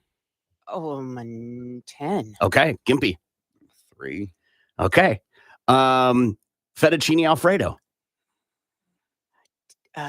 You can 10. You can say 10. Could I say 11? Gimpy? Oh. What kind? Is it seafood or is it chicken? This is just the cheese. This is Just no the chicken. sauce No. and noodles? Yeah. 0. Okay. Manicotti. So manicotti, for those who don't know, it's a ricotta. Mostly the time it's a ricotta-based filled noodle. Big ol' honking noodle too. It's a 6 for me. Okay. That's a 0 for me, dog. Okay. Stuffed shells. 6. Okay. Gimpy. 2. 2, Wow. if that. I'm struggling for a 2, bro. Okay. That's fine. Yeah. Lasagna. 3. Wow. Gimpy. Who's making it? Whoever your favorites is. It's even my mom's lasagna. That would like rank like a 2 or 3 for me, and that's because it's mom's. So lasagna, just in general, Yeah. that's a 1. Chicken Parmesan. Chicken Parmigiana. 9. Never had it. What? Crazy. It feels crazy. Yeah. So that's going to be a 0 for me, dog. Oh my God, dude. Yeah. Chicken. Oh my gosh. Is it the eggplant and the? Nope. That one's good too. That's different. Okay. Yeah. I don't All right. Chicken piccata. Chicken piccata is the lemon chicken. I know. It's lemon. Yeah, 7. That's 0. Oh my God. Like we went to that fancy Italian place for the boss that what was it last week, his lunch or whatever. And I'm looking at the menu, I was like, Mondo's great Italian restaurant. Mondo's, I respect them and what they do. It's just Italian is not for me. I'm like, I don't know what to get. Everything on the menu had either mushrooms or lemon on it. And I was just like, what's this stuff with the shrimp? Sounds good. I'll eat the shrimp over the noodles, which is exactly what I did. I mean, I wanted to see. All right, so let's just go with a couple things here because I'm trying to find fried mozzarella. I mean, that's just deep 10. fried cheese. But even then, I want to give it like a 4. Calamari. 10. Calamari. I'll go ahead and give that like maybe a 6 or something because I've had calamari at other places that's not Italian food. Bruschetta or bruschetta. 10. Was that the fancy bread? It's toast. Most of the time, it's toasted little pieces of bread with tomatoes and olive oil and balsamic and basil. And Yes, stuff. the extremely stale bread that you chip a tooth on every time you eat it. That's a 0. Let's see. It's spaghetti and meatball ravioli. Lindsay? 6. Only if it's Chef Boyardee. Which actually his name was Chef Boyardee, but we had to Americanize it. Give me your rating, Mr. Wikipedia. 1, Tortellini. 4. 2. Peppers and onions. That's it. Like no sausage to put them on, or Sausage, anything? peppers, and onions. It's typically Like a 4. bun, I mean, I guess with the sausage, peppers, and onions, I give it like a 3, 4, maybe even. Fettuccine carbonara. What's the carbonara part? Bacon. Oh. That's a 5. What? 1. Eggplant parmigiana. Yeah, that's 8. That's a big 0 for me, homie. Meatball sub. Oh, God. 5. This is getting worse and worse the further we go down. 0, man. That stuff is too messy. It doesn't eat well. You have to have a fork to eat a sandwich. I think that's retarded. Oh, I like it. Gnocchi. What? Huh? Oh, okay. I've had that come in like a HelloFresh or something like that once. And I was like, what is this? What is this garbage? Oh, you didn't enjoy it? Lindsay. 5. 0. Oh my gosh. I know it sounds crazy, but like when it comes to like the Big 10 of restaurants and foods and stuff, Italian's at the bottom of that list for me, man. Somebody texted in and said, you think Zio's is delicious? You got to try Luigi's and Skytook. So authentic. I think it's run by the actual Italian mob. I've had Luigi's and Skytook. It's fine. Mm-hmm. It's fine. I like. It's not like I go to Zio's and I order one of everything. Right. I worked there after college, and their 5-cheese pasta, adding chicken to it, was so good. Yeah. Their spinach artichoke dip, which isn't Italian, whatever, but it was so good. I just like the brown paper on the tables that give you crayons. The cannoli, yeah, I know how to write my name upside down. Cannoli, with the Alfredo and the chicken stuff, so good there. I'll give you that. I'll give you the Italian dish, the cannoli. That's delicious just because it's cheese and powdered sugar. No. That's the dessert. I know. Yeah, I'm talking about. That's the only Italian food that I really, really, really, really, really, really like is a good old cannoli. We haven't been to the real one. Pizza. I've said it before, and you all thought I was crazy. 1 to 10. 1 to 10, a pizza. That's going to be a 3 for me. So low on the scale, man. Lindsay. 10. Yeah. Always. Pretty much all those except peppers and onions that we've mentioned are about anywhere between an 8 and a 10 for me. Really? See, I love peppers and onions. I don't love the heartburn, but man, it's almost worth the heartburn for me. A good bolognese pasta. Italian food. They are the Beatles for me. A nice short rib braised ragu. Ragu, the sauce in a jar. So it's just no. So good. I'm telling you, man, Italian food. I like Young Sheldon way more than the Big Bang Theory. If you ever say that again, I'm going to call the HR department. Why? Big Bang Theory is a giant turd. That's the most offensive thing I think I've ever heard you say. Young Sheldon it's not the greatest, but it's better than Big Bang Theory. I am so disappointed in you right now. You've done some things that are pretty crazy, and this might be the most disappointing thing I've ever heard you say. He was the executive producer of Cowboys and Aliens. I feel like you and I run in succession on a lot of things, but this Young Sheldon thing has got me twisted. Have you ever watched an episode? I've watched enough to go, no. If I gun to my head, you got to choose one, Young Sheldon or Big Bang Theory. I'm going to choose Young Sheldon, man. No, I'm still a no. I'll pick Big Bang. Just shoot. Oh, really? Yeah. Why? Because the girl. She's so hot. Yeah, but Kaylee Cuoco. But everything else about that show negates her hotness. I can turn it down. It doesn't matter. You still got all those other dorks. Doesn't matter. David from Roseanne and, the old Sheldon. And I'm just like, yeah. Her and David are the best characters on that show. I'll give you that. But for the most part, the show is... By the way, there's some people right now just so twisted up. I didn't pick the Bazing guy or whatever. Whatever. I don't even know his name. I never watched either one of those. I find that shocking. Yeah. I pick Roseanne over either one of those. I figured you would be in that market there. Yeah. I think you're off a couple decades with Roseanne. No, or the Connors. I'll watch the Connors over. Again, I think the Connors came way late, like almost at the very end. Of the Big Bang? Of Big Bang, yeah. Okay. And the other one that she was on with John Ritter. Parents? No. Rules dating my teenage daughter, something yes. like that. 16 rules to dating my teenage daughter or something. Yeah. Yes. Had Peggy Bundy in it as well. Yeah, I don't know that show either.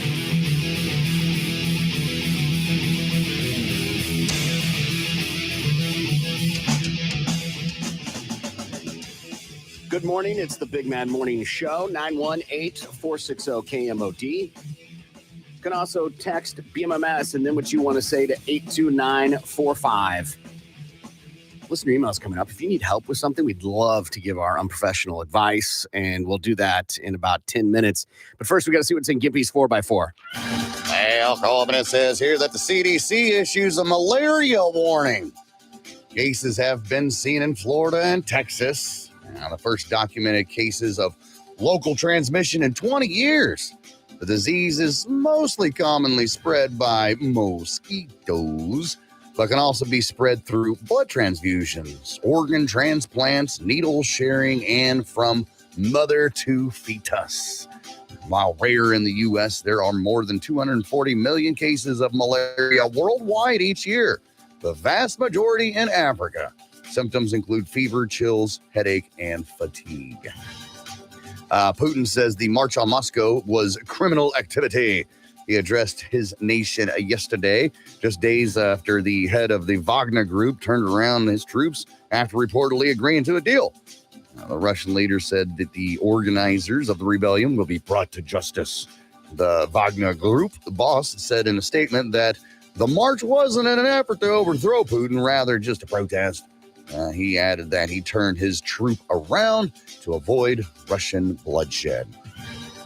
Says here that Meta launches a VR subscription service. The company made the announcement yesterday in an effort to generate recurring revenue. We need more money. Users can pay $7.99. What a bargain. For access to 2 new games each month. The subscription is now available on the Meta Quest store and compatible with all current and future VR headsets. Lindsay, your family has a headset, right? Yeah.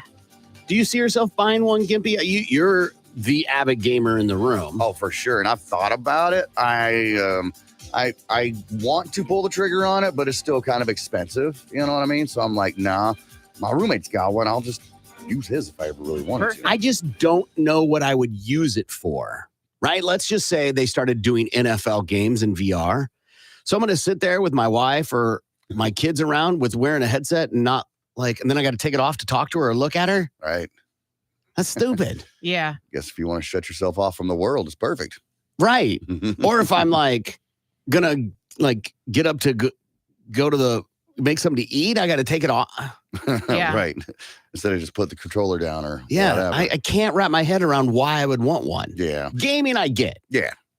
But outside of that, I mean, I've used a buddies before and they have like concerts. They're not live concerts. They're recorded concerts, but it makes you look like you're right there in the venue. It and I'm really like, does. All right. That's kind of neat. But like everybody's a cartoon character, right? No, it's actual live like Hailstorm. Boom. No, I know they're on but do you see other patrons? Oh, that I don't know. No, I didn't. Yes and no. It's more like shadows of people. See, now that's where they're dropping the ball on this one. They should make it like online, and anybody who's at this concert, let's just use the concert for example, be sitting right there next to you. You should be able to chat next to them, chat with them, over the internets. See, that's brilliant. Trademarked right here. Zuck, I'm calling you later. So like you watch, is it like, so when you see them playing, you're seeing them standing there, or is it like a screen, like a box? You know how like when they show holograms, like there's yes, they are there, but you can tell it's not real. You can tell it's a hologram. No, Yeah. I mean, no, to me anyway, it looks like it's actual them on stage, not just like a picture frame box with them playing, like you're looking at a TV or something. And it's their silhouette as if they were a real person. Yeah, it's their actual image. Yes. Mm-hmm. It's the people in the crowd that are the silhouettes. Mm-hmm. And that's where they really need to step up their game and make it, online. But the membership, though, that you were talking about, is it like $7.99? Yeah, but then does that like allow you to get games every month, like for free? It says here for access to games each month. Okay. That's all the information I have. So Sudoku. Yeah, right. Right. Yeah. And tic-tac-toe. Yeah. Right. Some of the Pac-Man. Yes. Lastly here, Food on the Move is to hold food and resource event for Tulsans after the storm. Food on the Move is another group that's showing its support with an event that's calling the Storm Recovery Community Food and Resource Festival at the Greenwood Cultural Center. That's a mouthful. The first 500 families in line today will receive 10 pounds of meat, dairy products, fresh produce, and meals from local food trucks and a variety of resources from local community partners. The event will be held from 5:30 tonight to 7:30 tonight and is open to the public. Keep that in mind.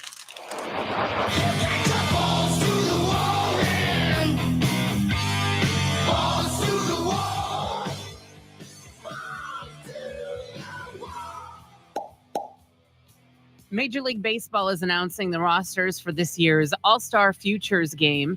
Baltimore Orioles infielder Jackson Holliday headlines the American League roster, and he's joined by 7 other first-round selections. Arizona Diamondbacks infielder Jordan Lawler leads the National League team alongside 5 other first-round picks. In total, 50 players will be featured in the Futures game, which showcases the league's top prospects. The 7-inning contest will be played on July 8th at T-Mobile Park in Seattle. We still don't have any official word on where Pro Bowl running back Dalvin Cook will land after his release from the Minnesota Vikings. Still, there may be some clues lurking on his Twitter feed. Over the weekend, some Twitter users noticed that Cook had retweeted a post from Pat McAfee that quoted Michael Lombardi believing Cook would be a good fit for the Patriots, and they need another back. The NBA free agency free-for-all kicks off on Friday, and here are the top targets every team will be eyeballing in hopes of bolstering their squads. James Harden.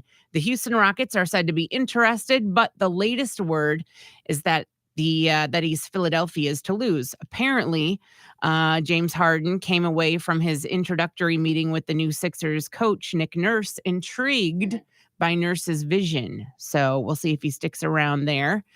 Kyrie Irving, there's baggage, but he's productive when he's on the floor. Chris Middleton, he's 31, but there's still some mileage left. Raymond Green could be the biggest name of them all that switches teams to one looking to pay for a world-class defender. And Fred VanVleet, he's a tough defender with a good head for the game, and he's looking to top the $22.8 million option he declined with Toronto. And Nick Saban is going to be 72 by the end of the 2023 college football season, and that's enough for some to speculate just how much the Alabama coach has left in the tank before calling it a career. But the 7-time national championship winner doesn't want prospective Crimson Tide players buying into any retirement rumors. According to Alabama wide receiver commit Ryan Williams, a 5-star prospect in the 2025 class, Saban suggested he will coach for as long as his body will let him. He says that Saban told me he's going to be coaching until he croaks over. And he is the 3rd oldest college coach right now. Saban is. And Saban says, I got nothing better to do than coach. I'm happiest when I'm on the field. There you go. Yep. And that is your Balls to the Wall Sports. On 99.5 KMOD. Balls to the Wall Sports is powered by Miller Lite, the original light beer. Great taste, 96 calories. More of the Big Mad Morning Show is next. You're listening to the Big Mad Morning Show. This is Tulsa's Morning Show. 97.5 KMOD. KMOD Total Traffic Network. This report is sponsored by Kelvion. Westbound BA heavy between Harvard and Lewis, southbound 169 building through Owasso. I'm Steve Scott. Follow us on Twitter at Total Traffic TUL. Tulsa's Rock Station. 97.5 KMOD. It's a celebration. We're gonna save a lot and have a good time. It's a celebration at Campbell Nissan. It's officially been 1 year of bringing you fast, easy, friendly, and Right. Yeah. Because if I say you're a psychopath, that seems okay, apparently. Right. You say I'm a serial killer. Like, no. Right. Never. So we'll find out more about this guy as the story comes out. Mm-hmm. But for them to enter, like, they were following him. They had a guy that thought was a suspect. They were following him. Mm-hmm. And they're like, hey, wait a minute. Is he got to go? We got to go now. Mm-hmm. Man. Officer, Sergeant, we got to go. We got to go. What's happening? You're just supposed to watch him. No, man, he's got a mask and a gun. We think he's going to kill right now. Mm-hmm. Well, it would suck if they, got the wrong person.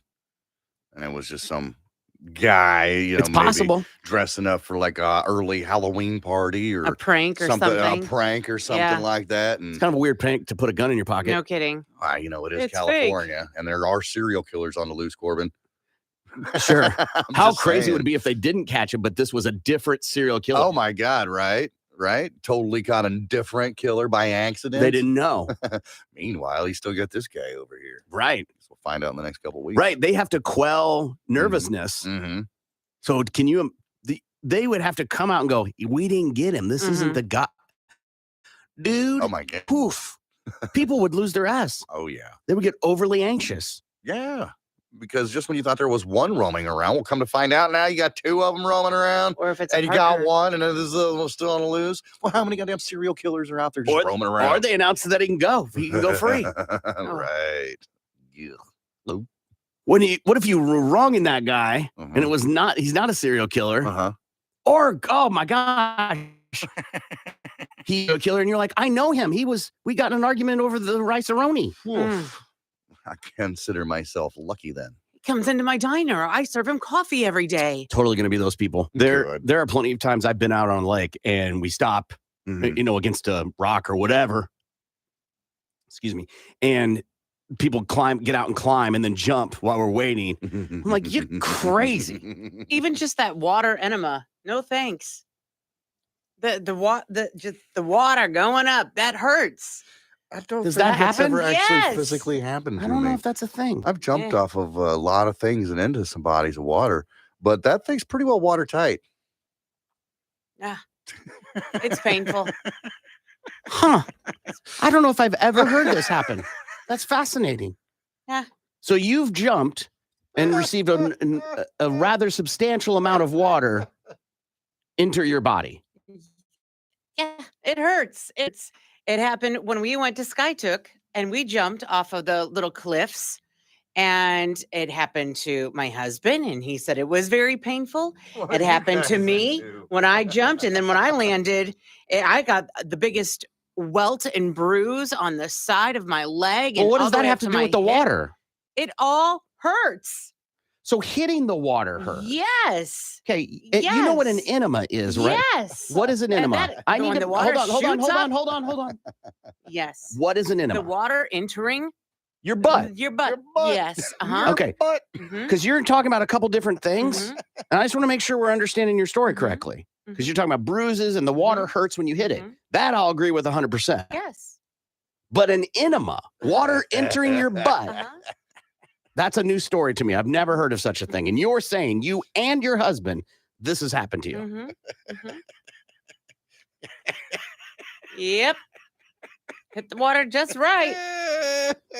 That's what happens. Are you sitting as you jump into the water and pushing out?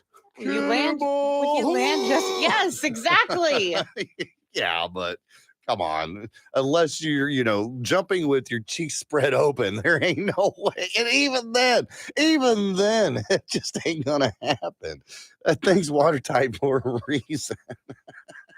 That's what it feels like. It hurt. I saw yesterday, or maybe it was this morning, that in an interview with Bam Margera's family, he left a crazy message to them, and apparently they played it, and he's on the run.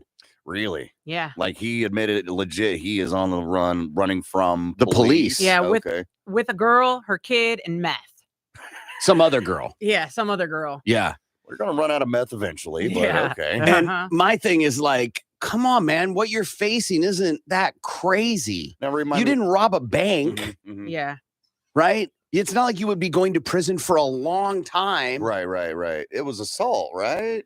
Yeah, In a yes. sense, yeah. But it would be knocked down pretty far. Yeah. If he even stuck, right? But the thought of doing time in the big house makes people just zoom. Yeah, except it probably wouldn't be the big house. No, it'd be a little house. Yeah. County house. And so like you would probably would help. And you're just like treating it like you're Bonnie and Clyde. Yeah. Right. With a kid. Right. Yeah. That's something Bonnie had one. But like you're just running like, come on, don't do this. He's going to get caught up. He is too recognizable to not be caught up somewhere. You know what I'm saying? If we were here, let's say we're having lunch at Sam's Southern Eatery, and Bam sitting there eating some of that delicious fried shrimp or whatever. It's funny you bring that up Yeah. because Lindsay and I just this morning, my wife flew out of town yesterday for some work. And in the airport, she sees one of the ladies from Real Housewives of Orange County. And she's like, is this Vicky? And I'm like, sure. Because I watch it occasionally with my wife a lot. And so Lindsay does her stealth, sleuthing and finds out she's got family here. Yeah. Oh, how about that? Yeah. But yeah, you're right. Like somebody is going to be like, hey, man. Yeah, that's Bam. That's Bam. Side note, Pippi Longstockings is moving to Tulsa. Just thought I'd let you know. Really? Yeah, yeah. What? The gal who played Pippi Longstockings in the 90s movie, Erin something another, I think that's her name. I had seen it on the Facebook. She went and visited the Outsiders House Museum, posted a picture of it, and says, I'm so excited to move to Tulsa, blah, blah, blah. And I'm like, well, that's cool. Pippi Longstockings, huh? Totally deserve that. Yes. What? Yeah. No. Yeah. What? Yeah. You know better. She gets passes. You know better. I'm just figuring while we're talking about actors and Tammy actresses. Aaron? Is that her name? Yeah, that's your name. Tammy Aaron. You had your chance 15 minutes ago to bring up that name and put her on a list. That's true. Right. So She would've been now you're getting finger shamed Oh, for shame. Leroy Jenkins. For shame. How often do Your I Leroy atonement is going to be Jenkins? big. How often do I Leroy Jenkins? Come on. Not that often. Dude. Okay. But you may do a look. This is a complete This is Leroy full-blown. Jenkins. Drag that drink. Yeah. Sound. So much, in fact, I don't even know what to do now. That was a giant Leroy. Yeah. Well, you might just be able to see Pippi in town somewhere. But yeah, dead Jerry Springer. I wouldn't even know Pippi Longstocking if she came up to me and said, I'm Pippi Longstocking. Really? You never Pigtails would, huh? sticking out. Unless she has the pigtails. She has aged a little bit since her role as Pippi Longstocking. She's still but adorable. She sure is. Show 918-460-KMOD. You can also text BMMS and then what you want to say to 82945. Good morning, Lindsay. Good morning, Corbin. You've got 9 chances to win $1,000 today, and that first chance happens in less than an hour. When you hear that key word at 9 o'clock, go online to KMOD.com, and that's your first chance to win. Good morning, Gimpy. Good morning, Corbin. Rocklahoma, Labor Day weekend, Prior USA. I hear they're taking submissions for Miss Rocklahoma. I'm sure you can find those details at rocklahoma.com. Let's go ahead and say we got another person qualified for golf and beer for a year. And Kent Young of Broken Arrow heard the cue and is now in the running. So if you'd like to be like Kent, you should be listening for that cue. We play it every hour at the top of the hour. Someone's going to win a case of Corona Premier Light Beer and a round of golf or two at Birdie Bay every month for the next 12 months. To be eligible, you got to get qualified. To get qualified, you got to listen at the top of the hour. We'll do another one in 55 minutes. Listener emails, you can always email us, show@kmod.com. Show@kmod.com. We read emails on the air and give unprofessional advice for you to probably not listen to. And the way it works is you send an email to show@kmod.com. We read it on on Tuesdays, and then give our advice. This one says, my son just graduated from high school. He's made no effort to get enrolled in college or TCC or anything else. He has just been going out with friends and staying in bed until lunch. I want him to move out if he isn't going to get a job. I told my wife that he's going to contribute or move out. She feels I'm being a little too aggressive and that I need to let him be a kid, except I don't think he's a kid anymore. What do you guys think? That's fun. Well, most people graduate, 18, 19? Yeah. Maybe some early ones, 17, maybe even. So, okay. I'm trying to hold off on the advice. till the very end. And isn't it usually by graduation you typically know if you're going to go to college, right? Not necessarily. I think if you're going to go to a university, Uh-huh. right. Yeah. If you're going to go to like a tech school or TCC or something to that, a trade school, maybe not. Okay. Are you don't have to go to a university straight out of high school, right? I mean, you really can sign up at any time that you want. Yeah, but they usually try to have their enrollment filled, pretty far in advance. Right. If it starts in August, they don't try, I imagine you could get in. I don't know. I honestly don't know how it works. Mm-hmm. I know how it worked for me. Right. And I know in school was in senior year, you applied and found out before you graduated essentially where you were going. Right. Or you made a decision, I should say. Sit around waiting for all those acceptance letters. Is that a thing? Yeah. Okay. It's for sure a thing. I didn't know if that was like a movie thing. Like movies ruin a lot of things for us, you know? Yeah, the way it worked for me is if it was a letter, Mhm. you knew it was a no. Yeah. If it was a packet, you knew it was a yes. Yes. Oh, that's cool. Because the packet would have like the guide and next steps. Right. A letter would be just a simple letter like, no. That's what I'm talking about. Like with the movies, they're like, it's all just letters. All just letters. Either you didn't make it or you did. They didn't show any packet in any movies. Right. We'd like to welcome you to the graduating class of Yeah. I maybe they do. It didn't. That's not the way it worked for me. I got a lot of letters that said, haha, no. And one with a packet that was like, yeah, I guess you'll be our charity case. I should not have been allowed to go to college. Really? Grade wise. I should not have been. No. They want to get some people in so they can be like, oh, look at all these people. Mm-hmm. They even like nerd it out to where regionally they want so many people from here if they're trying to bolster out of state. Okay. Right? I don't care. I get to say I have a degree. Absolutely. I wonder if the child and mom have, if mom knows a little bit more about the situation than dad does. Like what in would this be case. what would be a Like, scenario that she would be sympathetic to? well, I wonder if, the kid is going to mom saying, mom, I just need a break. I don't want to go to college right now. Like if she knows more, they're closer maybe. If my wife's like, hey, they just need a break before they go to get a job. No, there's no break. Mm-hmm. You are not, it is now life. Mm-hmm. There's no break. What have you been doing? I've been learning, yo. Have you? Well, yeah, I graduated, didn't I?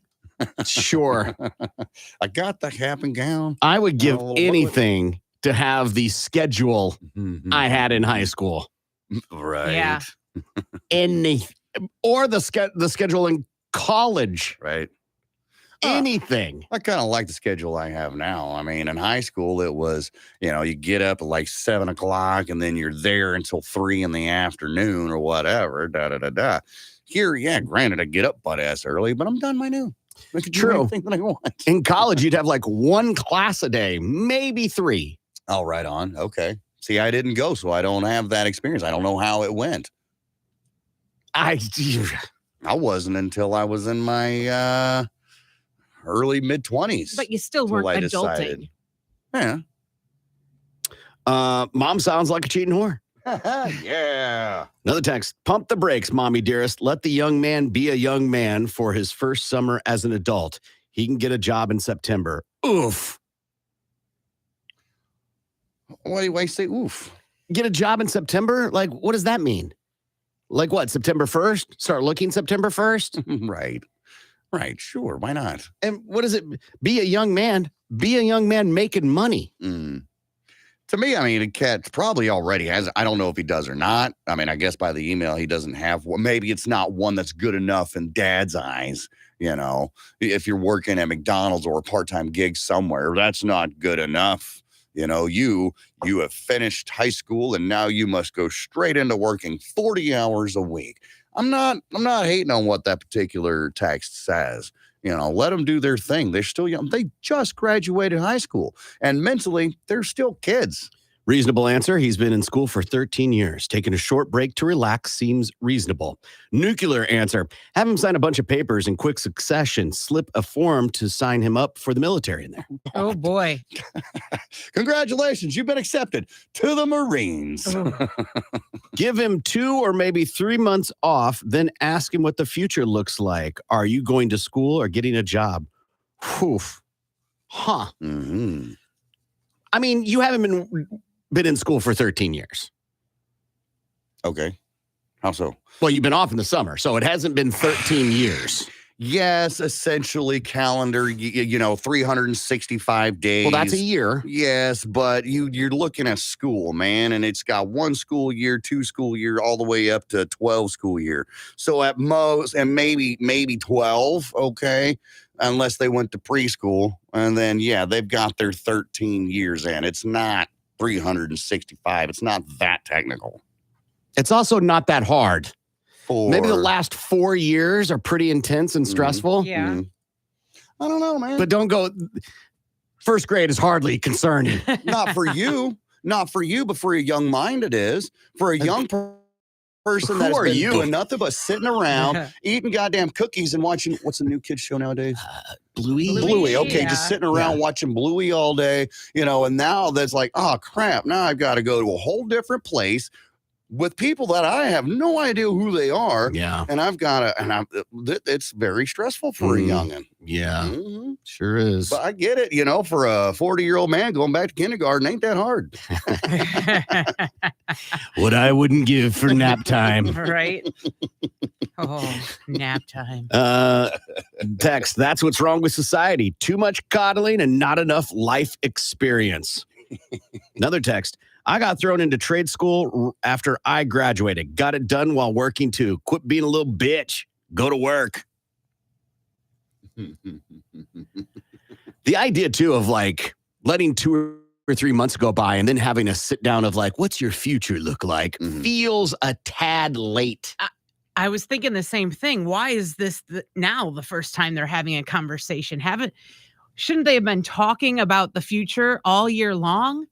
And they may have been doing it for years leading up. I know when I was a freshman in high school, that's when they said you need to start thinking about college now and thinking about what you're going to be doing now. And I couldn't give two rats' asses about what's going on after. I was worried about what was going on then. I didn't think about college, didn't think about what I was going to do. I was too busy, I don't know, being a young child, being a teenager, doing whatever it is, and, figured it out eventually. And I think there's a good portion of people out there that are that same way.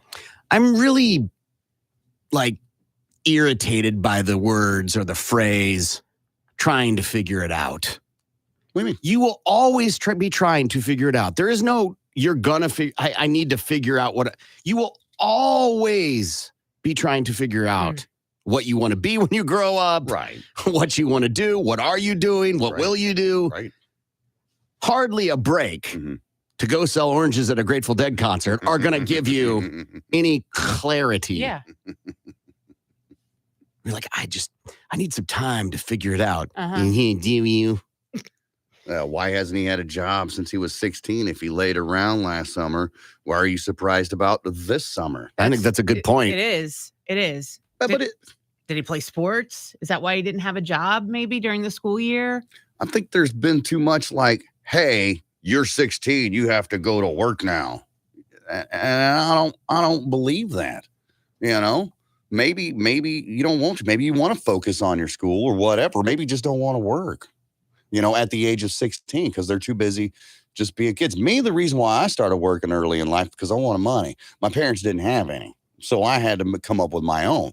So I did what I had to do. Mow lawns, run paper routes, worked for construction crews, and eventually started running fast food joints and stuff like that. That was why I got a job so young. Yeah, just because I need money. I got an allowance, and they were like, if you want to buy video games or do whatever, you better get a job. Right. That's the way I was taught. If you want anything in this world, you got to work for it. And I had a job while I played sports. Yeah. So there's no, he had a sport, so he doesn't have to play. Right. I think nowadays, sports are a lot different than when I was in school, it wasn't as grueling. And of course, I had a job. I didn't have an allowance, but if I did chores around the house, if I wanted to go to a movie or something, I would ask, can I have $10 for the movie? And as long as I did chores around the house, sure, not a problem. Oof. But if I wanted something for my own, I did need to have a job. Yeah. Pay for my own car insurance, that sort of thing. If I wanted a car, I had to pay for it. Things like that. But I think it's weird to see that a kid in high school, especially now graduated, doesn't have a job. And maybe he does. They're not telling us that, right? And that's the thing. We don't know what's going on here. He could have a fast food gig where he's just working part-time, enough to get his 18-year-old ass by. Yeah. We don't do allowance in my house. No. We don't either. Why? Why not? Just because then there's this expectation that I have to give them the money. And like how in Lindsay's example, one doesn't get if they could ask for money, it creates a tension point. So like going, hey, can I have $10 to go to the movie, which is hilarious. Yeah. That'll get Because it ain't $10. Not anymore. $10 to go to the movie, and you're like, oh, did you clean their room? And then you got to do this thing, and no, I didn't. All right, we'll do it next week. And and you're like, gig. Makes sense. I never got any allowance either at all. Yeah. We just poor. So I got, even in college, my parents gave me money every week. $15. Ooh, doggy. It's not much. You know how much ramen you can get with $15? That was my dad's point. Yeah. He's like, yeah, it's not very much, but you can find food with $15 a week. Right. If you don't mind eating ramen or canned soup or, hey, guys, today we're eating green beans out of the can. Dude, $60 a month. You can figure it out. Oh, for sure. And you worked during college, right? I did. Yeah. Because I wanted more than $15 a week. Exactly. But that was the thing. I could never put on them they didn't give me money. Right. They didn't give me enough money, but by whose standards? Right. Could have been one of those, back in my day, $15 could feed a family for a month. Yeah. Right. Thanks, Pops. This kid needs to create a GoFundMe and just chill. Oh, geez, right? A decent girlfriend is the best motivator. That's interesting.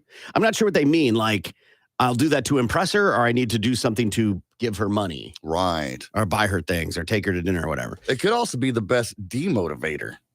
Truth. Because I don't want to work because I'm too busy hanging out with Sally all day. Right, experimenting. Right. Sally puts out, Steve at McDonald's does not. Well, but also Sally doesn't want to date someone broke, probably. Maybe.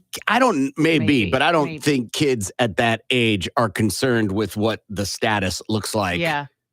They just want the quality time.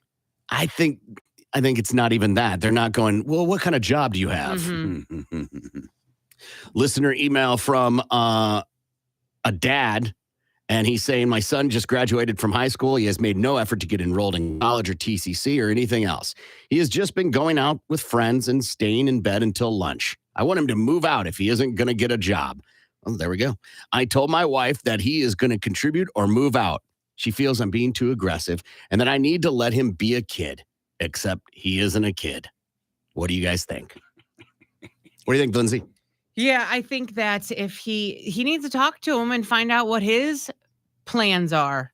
If he is going to go to a community college in the fall or whatever, then so be it. That's awesome. But if he's going to live at home, then yeah, I think if he needs him to contribute, then yes, time for a job. Absolutely. Get out there and work and help out. And I don't know, give him a little timeline. Maybe by August, have a job and start the community college in the fall. It's free if you're a resident. Why not take advantage of that? But if college isn't for you, then definitely get a job for sure. It's free, ... as long as you meet some parameters. Correct. Gimby. I think that dad's being a bitch and needs to shut the F up. Okay? Here's the deal. You have been raising and feeding and clothing that kid for 18 years, and I get it. Finally, 18 years old, you can get out and be a man and do things on your own. That was cool in the 50s and 60s. All right. Give the guy at least 2 years, man. 2 years? Yes. Whoa. From 18 to 20. All right. Let him be there from 18, 19. You've already been doing it for 18 years. What's another couple of years? Okay. You'll be fine. You will be just fine. This kid isn't going to break the bank on you. All right. He's not going to make sure it'll be fine. All right. At 20, I'll give you that. At 20 years old, you should be working and contributing to this household or get the F out. Okay. But come on, 18, 19, they're still kids. They're legally an adult. Okay. Yeah. You can go to war and fight for your country. Fantastic. Can't buy a pack of cigarettes at 18 anymore. Can't buy a liquor at 18. All right. So you're not really an adult. This kid which is what they are, is still developing and still learning how to be an adult. It's not like when as soon as you turn 18, a switch flips in your brain and says, I'm an adult now, and this is what I have to do. You still have to figure it out. So yeah, give them a couple more years. And at 20, that's when you be like, hey, bruh, you're 20 years old now, and me and your mom kind of want the house to ourselves. What's the plan? What's going on here? And then let it be. Mom's 100% right on this one. Stop being a bitch. Shut up and go back to work yourself, old man. I agree with some of the things that Gimpy is saying. Not all of them, but some of them. And one of them is that you are learning to become an adult. And part of that is, one, you don't get breaks and times off. Two, you have to pay for everything. So for me, if you aren't contributing to your future in some capacity, whether that's an education of some sorts, or you're not making money for yourself, then you got to go. But that's not a conversation you have after they graduate when they've been on the couch for 2 months or whatever. Right. You got to set that expectation way early, beginning of the year. Hey, just so you know, at 18, when you're done with school, you either need to start paying $200 a month in rent, or you need to be out on your own, or you need to be contributing to your future. Can I just add a little more? That way, these things aren't free. You don't get a 2-year vacation from doing math. Right. You have to get out there and get your feet dirty. And I'd rather you get your feet dirty at $200 a month. That is really not even close to what reality costs. Right. Under the umbrella of safety we provide, rather than getting you out. Good luck. Go ahead. I was just going to say, remember that Trace Atkins songs. You're going to miss this. Yeah. As the parent. Sure. You're going to miss it. You're going to miss your kids coming home to your kids, taking care of them. I understand the will and want to get them out and make them be little adults or whatever, but you're going to look back and be like, man, maybe I should have given that a little bit of extra time. Absolutely. But that's not a reason to not push forward. Right. I get what you're saying. Just because you're going to miss them cooing and cawing and spilling food all over themselves as they eat doesn't mean you shouldn't teach them how to eat solid food and feed themselves. Right. Sure. Right? I agree 100%. You're going to miss this, but you got to fly, little birdie. Right. There ain't no break. A break? The only way to get what you want in life is hard work, and success would be a byproduct of that if you are lucky. Not by breaks. Just film videos all day and become an influencer.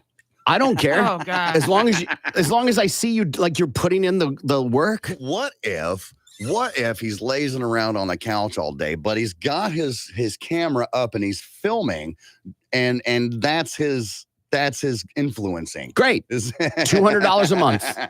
Just pay me and we're all good. Yeah, you've got to learn that you got to pay to live. That's fair.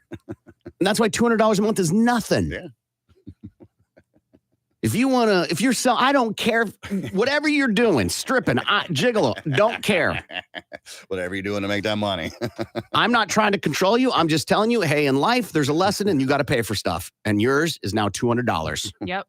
If you're not continuing to better yourself through education of some sort, or getting a job, or out on your own. Your choice is yours. It doesn't have to be my way. My way, you'd be going to school. Right. You can choose your life, but you don't get it for free. You can always email us show@kmod.com, show@kmod.com. Wow. Dispensary. Yes. Corbin killing it right now. Lotus Blossom. Corbin. Power Dispensary. Corbin. That is a dispensary. You are wrong, my friend. You might need to... Lotus Okay. Blossom is a day spa. Go ahead, Google I it. know there's a dispensary called Lotus. There's one called Lotus Gold. Not Lotus Blossom. See, and that's the fun part about this game, because they can be semantic, they're sure. so close. All right. Indigo, Day Spa or Dispensary? Lindsay. That is a dispensary. Indigo Lindsay is a day spa. So far, it's 4-2, Corbin's lead. Hand and Stone, Day Spa or Lindsay. Dispensary? Lindsay. Spa. All right, Lindsay, you are correct on a comeback. I've been there. It's a 50-50 guess. Right, of course. All right, Rosebuds, Day Spa or Dispensary? Lindsay. Lindsay. I'm going to go dispensary. Lindsay would be correct. Rosebuds is a dispensary, tied up 4-4. Jade Wellness Center, day spa Corbin. or dispensary. Corbin. That is a wellness, or that is a day spa. Corbin. Jade Wellness Center is a dispensary. Still tied 4-4. Deluxe, day spa or Corbin. dispensary. Corbin. That is a spa. Corbin, you are incorrect. Deluxe is a dispensary. Nature's I think Kiss. it's both, actually. Who knows? This is just the information that who was cares if given. it's accurate? Yeah. All right, Nature's Kiss, day spa or dispensary. Corbin. Corbin, yes. That is a dispensary. That is correct, my friend. Corbin just made 5-4. Aqua Viva Oasis, day Lindsay. spa or dispensary. Lindsay. Spa. Lindsay is correct.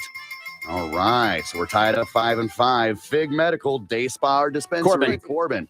That is a dispensary. Corbin, that is incorrect. Fig Medical is a day spa. I was thinking because like sweet, Yeah. right? And Yeah. like sometimes you know it smells like You're a fig. thinking medical marijuana. Right, Yeah. right. Okay. All right. All right. Remember, this is for a big prize at the end of the Sure. at the end of the game here. Sure. You are going to love the prize that I have Leftovers. chosen. for you. Leftovers. Right, it's a Okay. roach. Right. Right. Bong And water. not the one you smoke. It's the crumbs. Laura Apothecary, day Lindsay. spa or dispensary. Lindsay. Dispensary. Lindsay is incorrect. The Yeah, it's a Laura spa. Apothecary is a day spa. Lucky Garden, day spa or dispensary. Corbin. Corbin, yes. That's a dispensary. Lucky Garden, Corbin is a day spa. So far, we got 6 to Corbin and 5 to Lindsay. The Health Center, day spa or Oh, dispensary. Corbin. Corbin, yes. That is a dispensary. That is correct. You sound like you've been there before. To me, the name was just so obvious. There's no Right. way you're going to call an actual spa that. Right, the Health Center. Supreme Heights, day spa or Corbin. dispensary. Corbin. That is a dispensary. Corbin would be correct. All right, so we're looking at 8-5, Lindsay. Okay. All right, we're down in the home stretch of this thing. All right. The Enchanted Cottage, day Corbin. spa or dispensary. Corbin. That is a dispensary. Corbin is incorrect. That is a day spa. Why are people calling here asking for a weed? Got any specials on an ounce, man? It's called Enchanted. Wildflower, day spa Corbin. or dispensary. Corbin. That is a dispensary. That is incorrect, Corbin. Wildflower is a day spa. All right, Clover Patch, Tulsa, day spa or Lindsay. dispensary. Lindsay. Dispensary. Lindsay would be correct. What's the score? 6-8, Corbin's Okay. lead. All right, the Merry Mind, day spa or Lindsay. dispensary. Lindsay. Spa. Lindsay. The Merry Mind is a dispensary. All right, the Relax Station, day spa Corbin. or dispensary. Corbin. That is a spa. That is correct.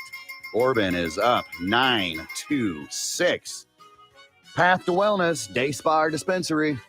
Lindsay. Lindsay. Dispensary. Lindsay, Path to Wellness is a Oh, day I'm spa. sorry. I thought you said packed. Oh, yeah. Was that the wellness. problem? No, I thought it said packed. Sure, yes. Let me enunciate a little bit more, shall we?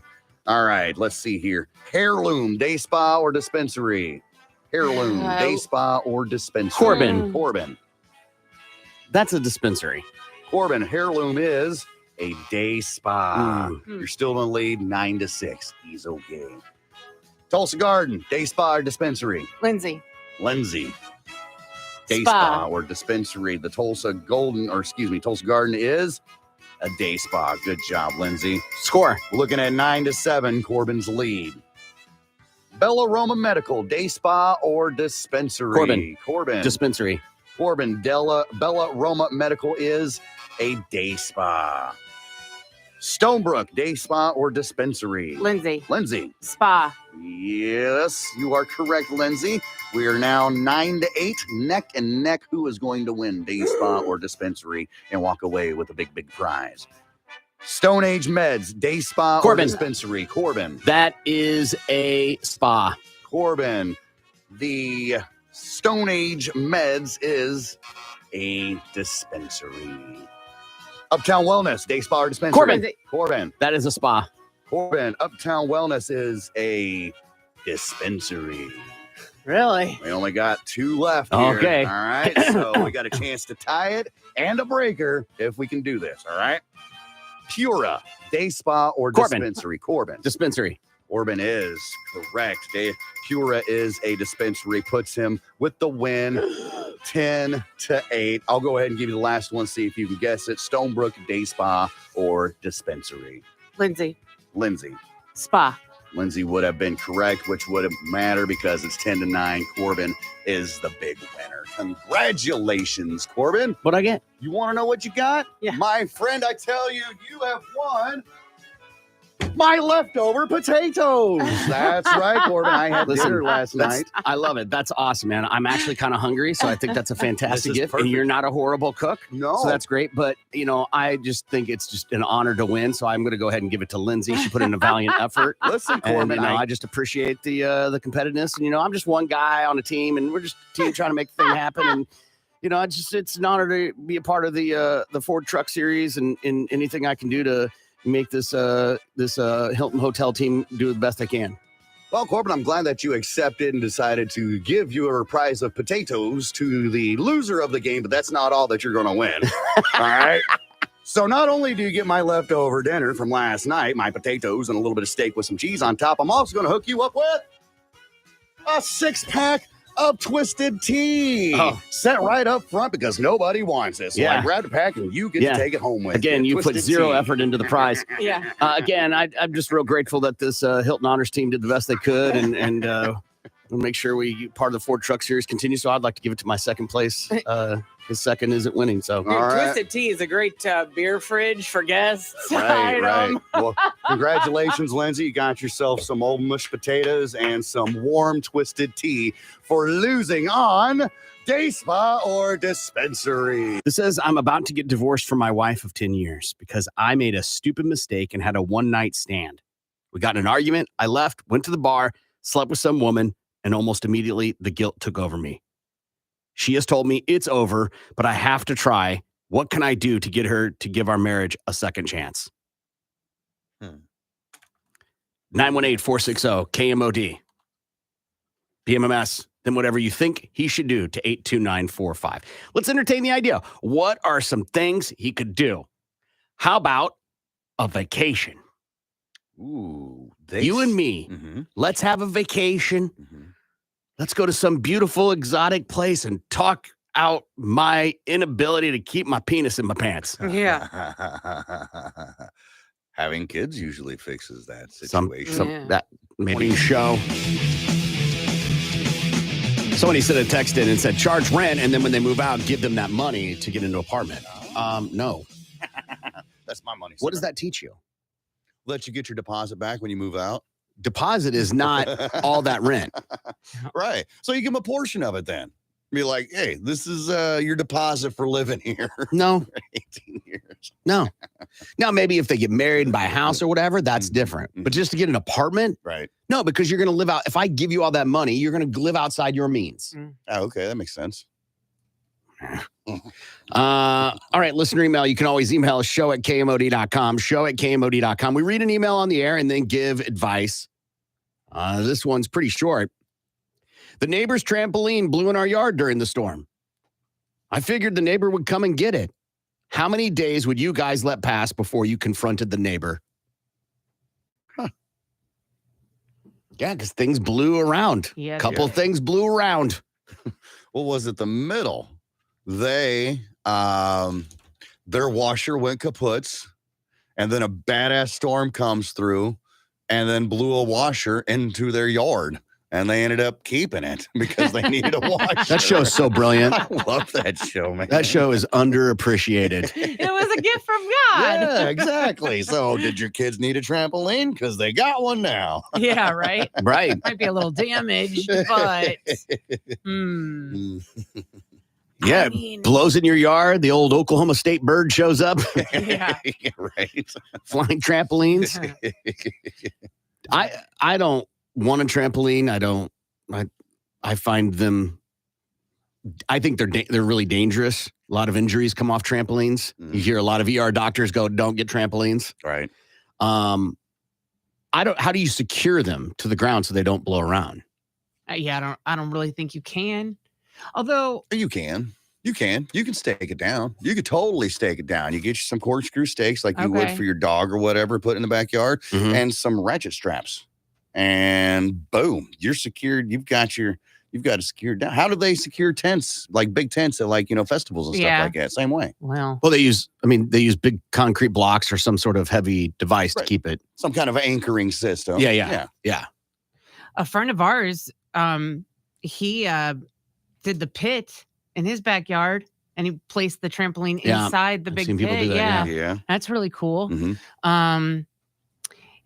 That I feel like maybe the neighbor had probably more problems at their home. Benefit of the doubt is what you're saying. Yes. This text says 1 day, then it gets cut up. Oh. Another text, wait 2 days, then that bitch is yours.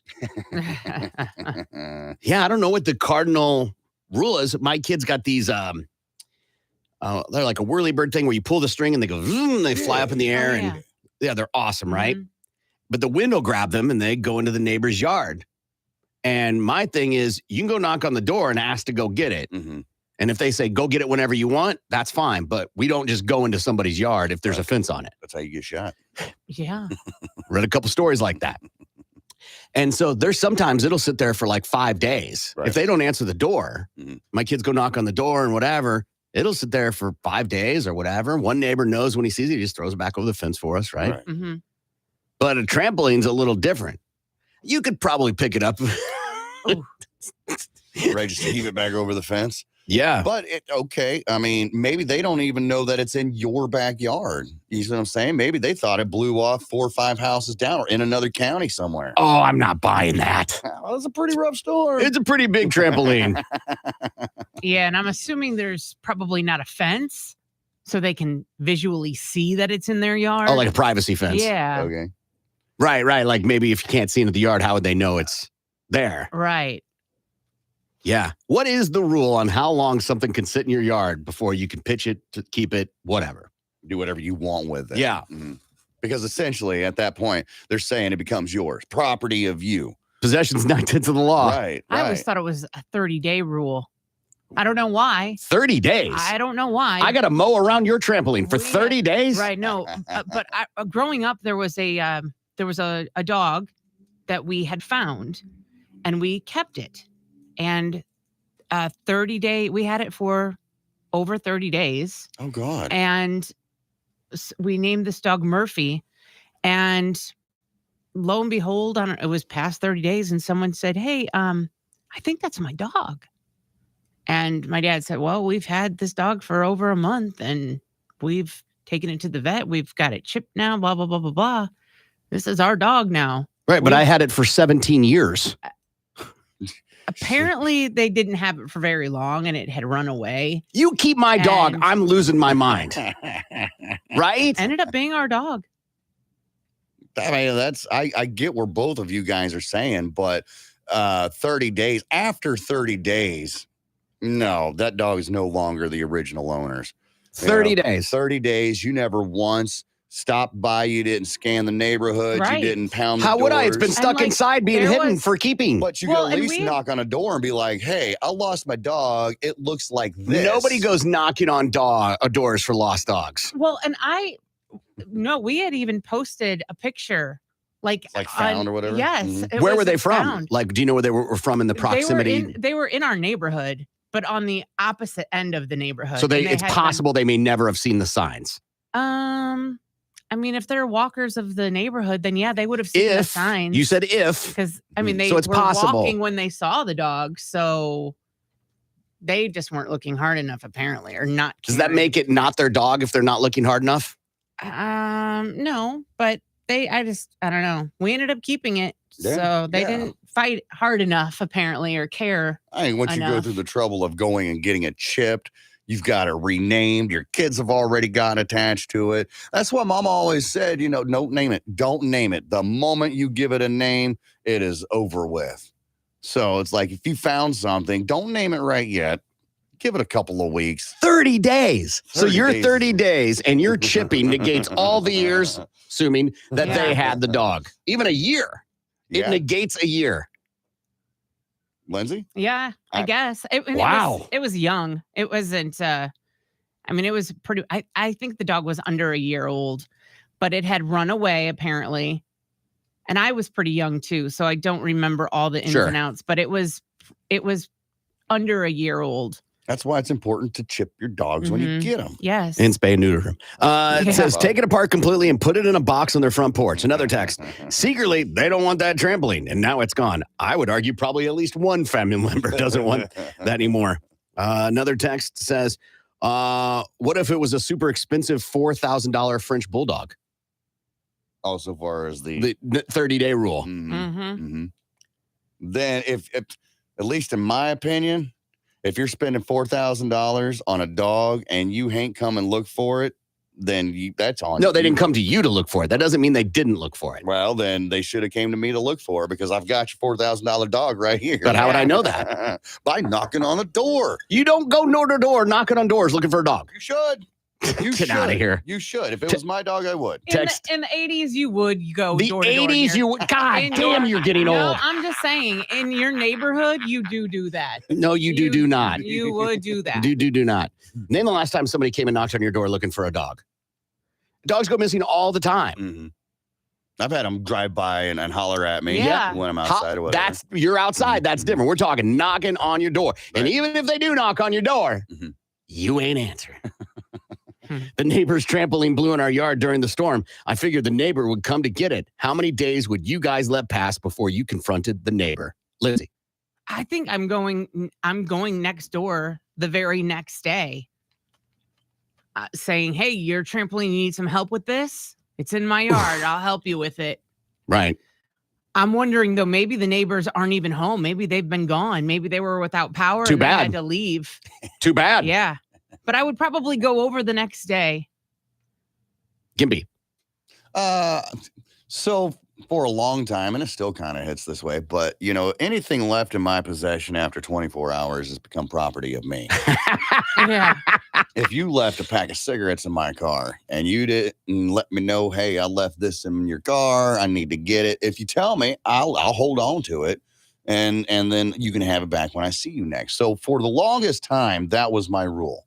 Anything left after 24 hours is property of me. It's on you. It's your responsibility. It's your property to make sure you get it back. It's not my responsibility. It's not my responsibility to lug this big ass trampoline back next door and be like, hey, I think this is yours. Or even to go next door. If something is important enough to you, you're going to do diligence to make sure you get it back. $4,000 French bulldog. So for that, I'd give you at least a week to come by and get your stuff. And if you don't come by in a week, then I'm either A, going to use it for my own personal pleasure, or B, I'm going to dismantle it and throw it away. If you keep something and know it's not yours, that's not right. You know it's not yours and you keep it. Not cool. They left this car here. Right. With the keys. It's not my fault the bank put money in my account. But if this trampoline blew in your yard, you don't want to keep it because you probably now don't have all the parts to it. I don't know. Making it unsafe. I don't know. But there may be people who let stuff just blow into other people's yards and go, not my problem anymore. Right. Or they heave it over the fence. Yeah. And said the You're wind like, did it. Not mine. Yeah. You can always email us, show@kmod.com, show@kmod.com. We'll be back. The Big Mad Morning Show. Because I'm sure that it wasn't supposed to be crooked. You don't know that. Some people like things off kilter like that. I'll even mention it. I'm going to fix that. Oh, that's rude. That's like, like the cliche of like a mom coming in like, your pictures aren't straight. Oh, Jesus Christ, Ma. Another one. Expecting a tour. Oh, yeah. You don't walk in and be like, give me a tour. No, I don't. I totally do. I love snooping around. Because I don't want someone to do that to me. Because what if your bedrooms aren't clean or the bathroom's not clean? Then they'll let you know. Yeah. Furthermore, Susan, they shouldn't be having company over if that's the case. Bedroom, maybe. Right? Bathrooms, though, clean that ass up if you're having company come over. Another one. Overstaying your welcome. Right. How long? What's the good amount of time to stay at someone's house? Depends on what the activity is. Yeah. Let's say dinner. Oh, okay. Couple hours. 2 hours after dinner. After 2 hours. So you're still at 6, 8, get out. Mm-hmm. Because now it's time for the family to wind down. Yeah. And start doing their own nightly routine. And I think it depends on who it is too. Like you always know, I think, depending on which friend it is. Snooping. Oof. Yeah. Opening the cabinet. Yeah, you to don't look do through the that. medicine cabinet. You feel like you give the vibe that you do that. No, I don't do that. Okay, it's not an insult. I'm just saying Yeah. it gives a vibe. Why? What gives Because you're you that nosy. vibe? You're very nosy. What makes me nosy? Well, you'll walk into a room when a conversation's happening, going, "Wait, what are we talking about?" Oh. Right? Yeah. Yeah. You love knowing other people's gossip. Yeah. I'll watch those gossip shows. No, I'm That's what talking they're like there personal for. gossip. I'm not talking about TV shows. Yeah, if we're here, I don't want to miss out on anything for sure. Yeah, that's nosy. Yeah. Bringing an uninvited +1. Yeah. Because now you're forcing the other people to like entertain somebody they don't know. It just makes Right, everything or don't like. Exactly. And it's not your place to be inviting somebody else over. Feeding their dog. Huh? Oh, like table scraps or something? I think that's what they mean, right? Yeah. I can't imagine you'd be like, "Where's your chow chow so I can put it in the bowl?" Yeah, some people do that. Some people think that because they feed their dogs table scraps or popcorn or whatever, that they can do that with your dog. That's good that your dog's stomach has adapted to that, but now you're going to make your friend's dog crap all over their house because it's not used to that. Showing up empty-handed. I don't think that's that bad. I mean, do I have to bring potato salad every time I come over? No. Exactly. No, I always take something. Yeah, I always take a bottle of wine. Okay. Always. All right. I usually got my medicine on me, so that just works out perfectly. Yeah, but that's not extra, right? Like you said, it's like offering him a cigarette. Right. I don't have to share with you, though. That's the thing. I don't have to. Yes, but you're not going out of your way is the point, right? Listen, I'm the guy that goes to Walmart and gets the cookies for the potluck that we're having here at work, okay? You expect more from me? Yeah, I think if you go to someone's house and they're making, like, let's just say dinner still, you got to take something. Yeah. I did. I brought Even my a appetite. dessert or wine, whatever. Yeah. Something. It's just manners, Gimpy, right? Right. Yeah, sure. No. Listen, y'all invited me over. Okay, cool. I'll come over and have dinner. That's all right. Doesn't mean I have to bring a bottle of wine or a 6-pack or a bottle of anything for that fact. That's that. Unless you say so. Hey, BYOB, bring a bottle, bring a side item. We'll get the main course. That happens to me a lot. We got the main courses. Come on over for barbecue, whatever. Bring a side item. All right, cool. Tater salad it is. I've never gone to someone's house and like looked around and said to myself, "That's so dirty here." Oh. Ugh. Wow. What do they have, lives? Right? I don't go, their sheets, they didn't even make their bed. I don't do all that. Oh, I bet you Look have. down my No. nose at you. Because life happens. Depends on the level of the filth, right? If you walk into somebody's house, If you're and a it looks hoarder? like hoarders, yeah, exactly. I ain't going to your house. I already know But you're a hoarder. But this is the first time you didn't realize that they were disgusting people or hoarders until you walk into their house, Oh, right? no. You get can read a totally hoarder a thrown mile off away. guard. No, you can read a hoarder a mile away. Hoarder. Yeah, you can read a hoarder a mile away. You just tell by the way they dress, their lack of showering. Or by their vehicle. For sure. Yeah. For sure, right? I think absolutely. But you still don't say anything. You just kind of watch where you sit down, maybe scooch the newspapers or whatever, Yeah. paper plates with leftover pizza rolls on them and hang out for a little bit. And I got to go. I got it. If I'm going to judge, I'm judging, like, I'm going to judge the food. Mm. So I'm not going to judge, like, hey, your bed wasn't made. No. I'm going to judge, oh my God, you served Brussels sprouts or whatever that is. Right. I'm not going to get all like, ugh, you didn't clean for my arrival. Right. 'Cause you're right. Life happens, Life especially happens. if you've got small children. Oh, and you're having a dinner party. Right. You can expect toys to be all over the place. Now, there's a difference between, a little clutter, kids don't know how to pick up their toys, and your house looks like Ross, dress for less. You know what I'm saying? Right. Yeah, I would think if you're hosting a dinner party, you would want to clean up. You would think. Yeah. You would think. But that's not necessarily true, especially if you're like, hey, come over tonight. We're having pizza. Mm-hmm. Pizza feels like there's no cleaning happening. Yeah, it's okay to have your laundry still piled up on the back of the couch from like 4 days. You should at least pick it up and throw it on your bed. Yeah. Right? Give me a place to sit.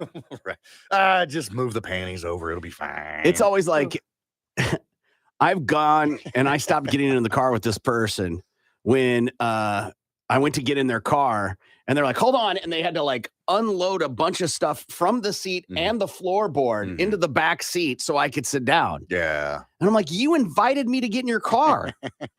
You should have had that fixed up. Let's see what Lindsay has for Balls to the Wall Sports.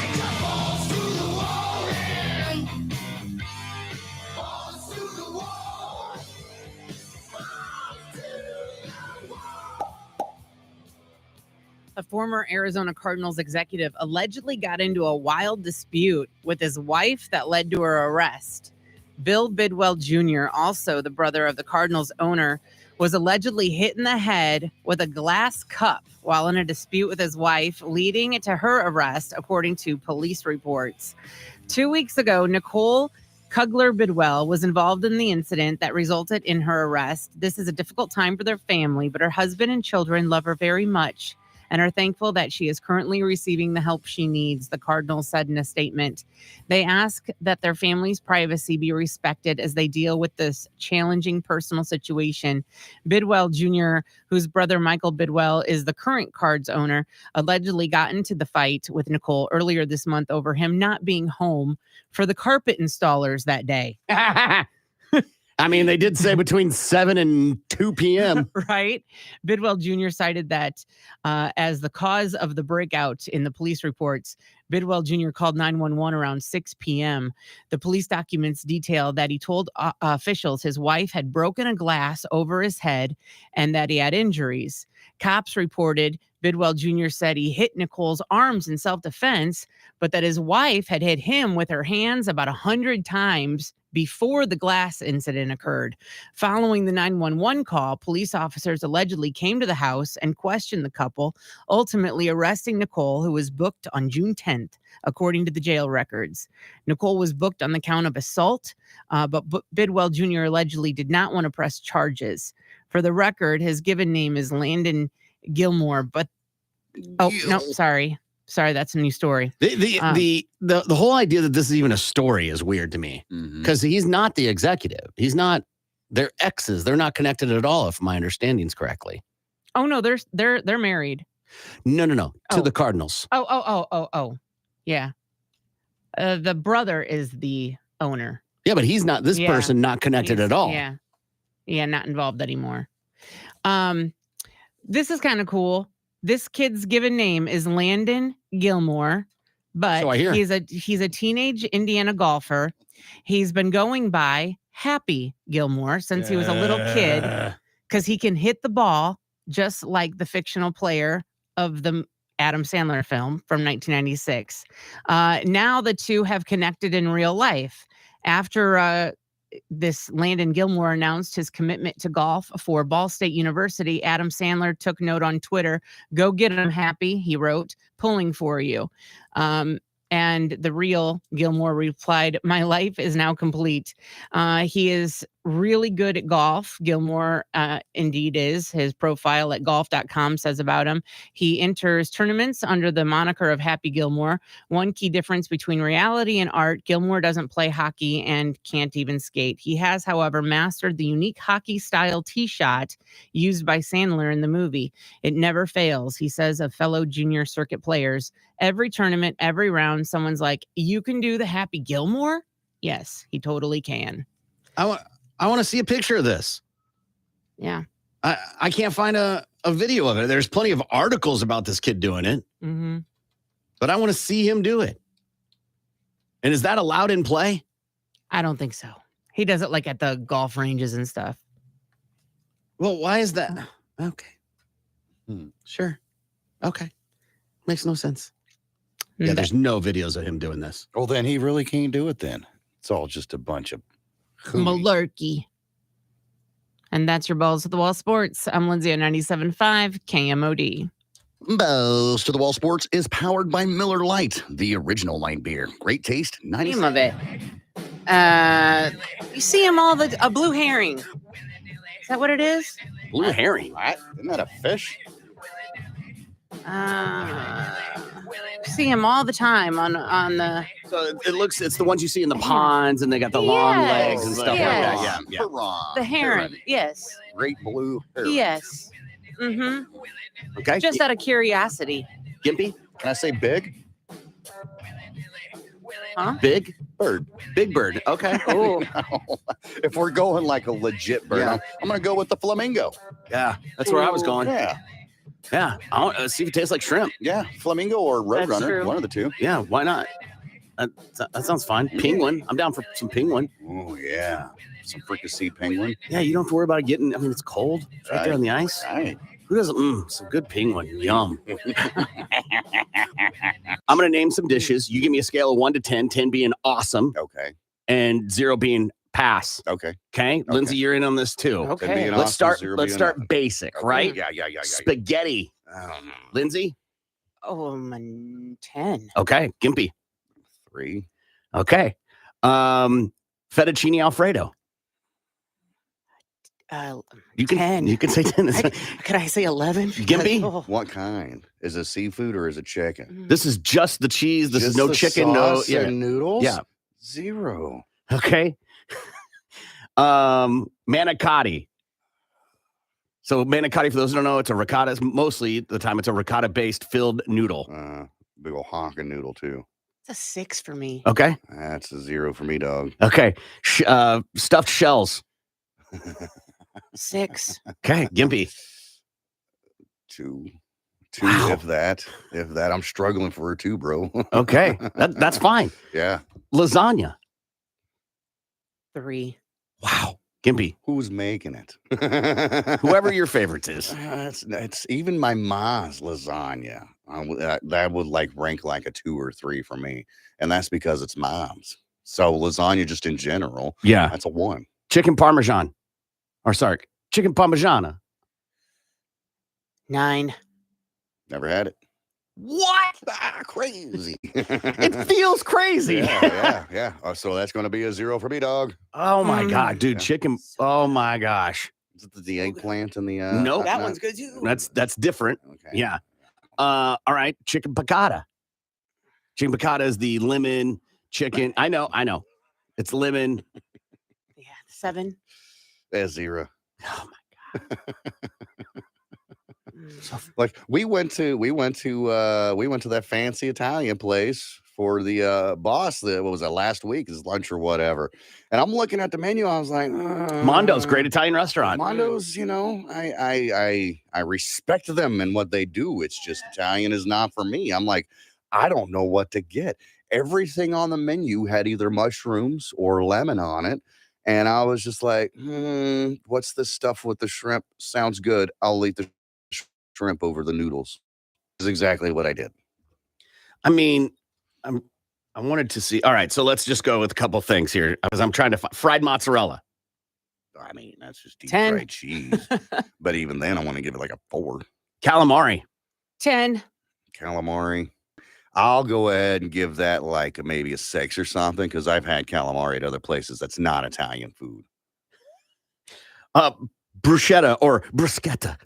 10. Was that the fancy bread?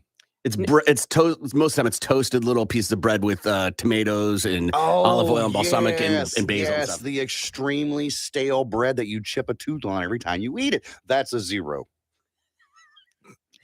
Let's see. Let's get it. Spaghetti and meatball ravioli. Lindsay? 6. Only if it's Chef Boyardee. Which actually his name was Chef Boyardee, but we had to Americanize Yeah. Give me your rating, Mr. Wikipedia. 1. Tortellini. 4. 2. Peppers and onions. That's it. Like no sausage to put them on. It's or sausage, anything? peppers, and onions. It's typically Like a 4. bun, I mean, I guess with the sausage, peppers, and onions, I give it like a 3, 4, maybe even. Fettuccine carbonara. What's the carbonara part? Bacon. Oh. That's a 5. What? 1. Eggplant Parmigiana. Yeah, that's 8. That's a big 0 for me, homie. Meatball sub. Oh, God. 5. This is getting worse and worse the further we go down. 0, man. That stuff is too messy. It doesn't eat well. You have to have a fork to eat a sandwich. I think that's retarded. Oh, I like it. Gnocchi. What? Huh? Oh, okay. I've had that come in like a Hello Fresh or something like that once. And I was like, what is this? What is this garbage? Oh, you didn't enjoy it? Lindsay. 5. 0. Oh my gosh. I know it sounds crazy, but like when it comes to like the Big 10 of restaurants and foods and stuff, Italian's at the bottom of that list for me, man. Somebody texted in and said, you think Zio's is delicious? You got to try Luigi's and Sky Took. So authentic. I think it's run by the actual Italian mob. I've had Luigi's and Sky Took. It's fine. Mm-hmm. It's fine. I like, it's not like I go to Zio's and I order one of everything. Right. Right. I worked there after college and their 5 cheese pasta, adding chicken to it was so good. Yeah. Their spinach artichoke dip, which isn't Italian, whatever, but it was so good. Mm-hmm. I just like the brown paper on the tables that give you crayons. The cannoli, yeah, I know how to write my name upside down. Cannoli, with the Alfredo and the chicken stuff, so good there. I'll give you that. I'll give you the Italian dish, the cannoli. That's delicious, just because it's cheese and powdered sugar. No. That's the dessert. I know. Yeah, I'm talking about. That's the only Italian food that I really like is a good old cannoli. We haven't gotten to the real one. Pizza. I've said it before, and you all thought I was crazy. 1 to 10. 1 to 10, a pizza. That's going to be a 3 for me. So low on the scale, man. Lindsay. 10. Yeah. Always. Pretty much all those except peppers and onions that we've mentioned are about anywhere between an 8 and a 10 for me. Really? See, I love peppers and onions. I don't love the heartburn, but man, it's almost worth the heartburn for me. A good bolognese pasta. Well, Italian food. They are the Beatles for me. A nice short rib braised ragu. Ragu, the sauce in a jar. So it's just no. So good. I'm telling you, man, Italian food. Mm-hmm. I found this list of annoying things people say. I'll say the phrase. You guys tell me if you say it. This is going to be humiliating for all of us. All right. Okay. Annoying things people say. I don't mean to be rude, but I hate this phrase. Mm-hmm.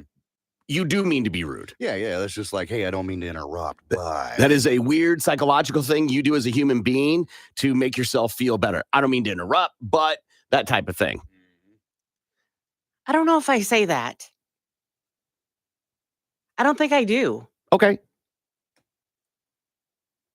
Yeah, I don't think I say that. Okay. It's common sense is another one.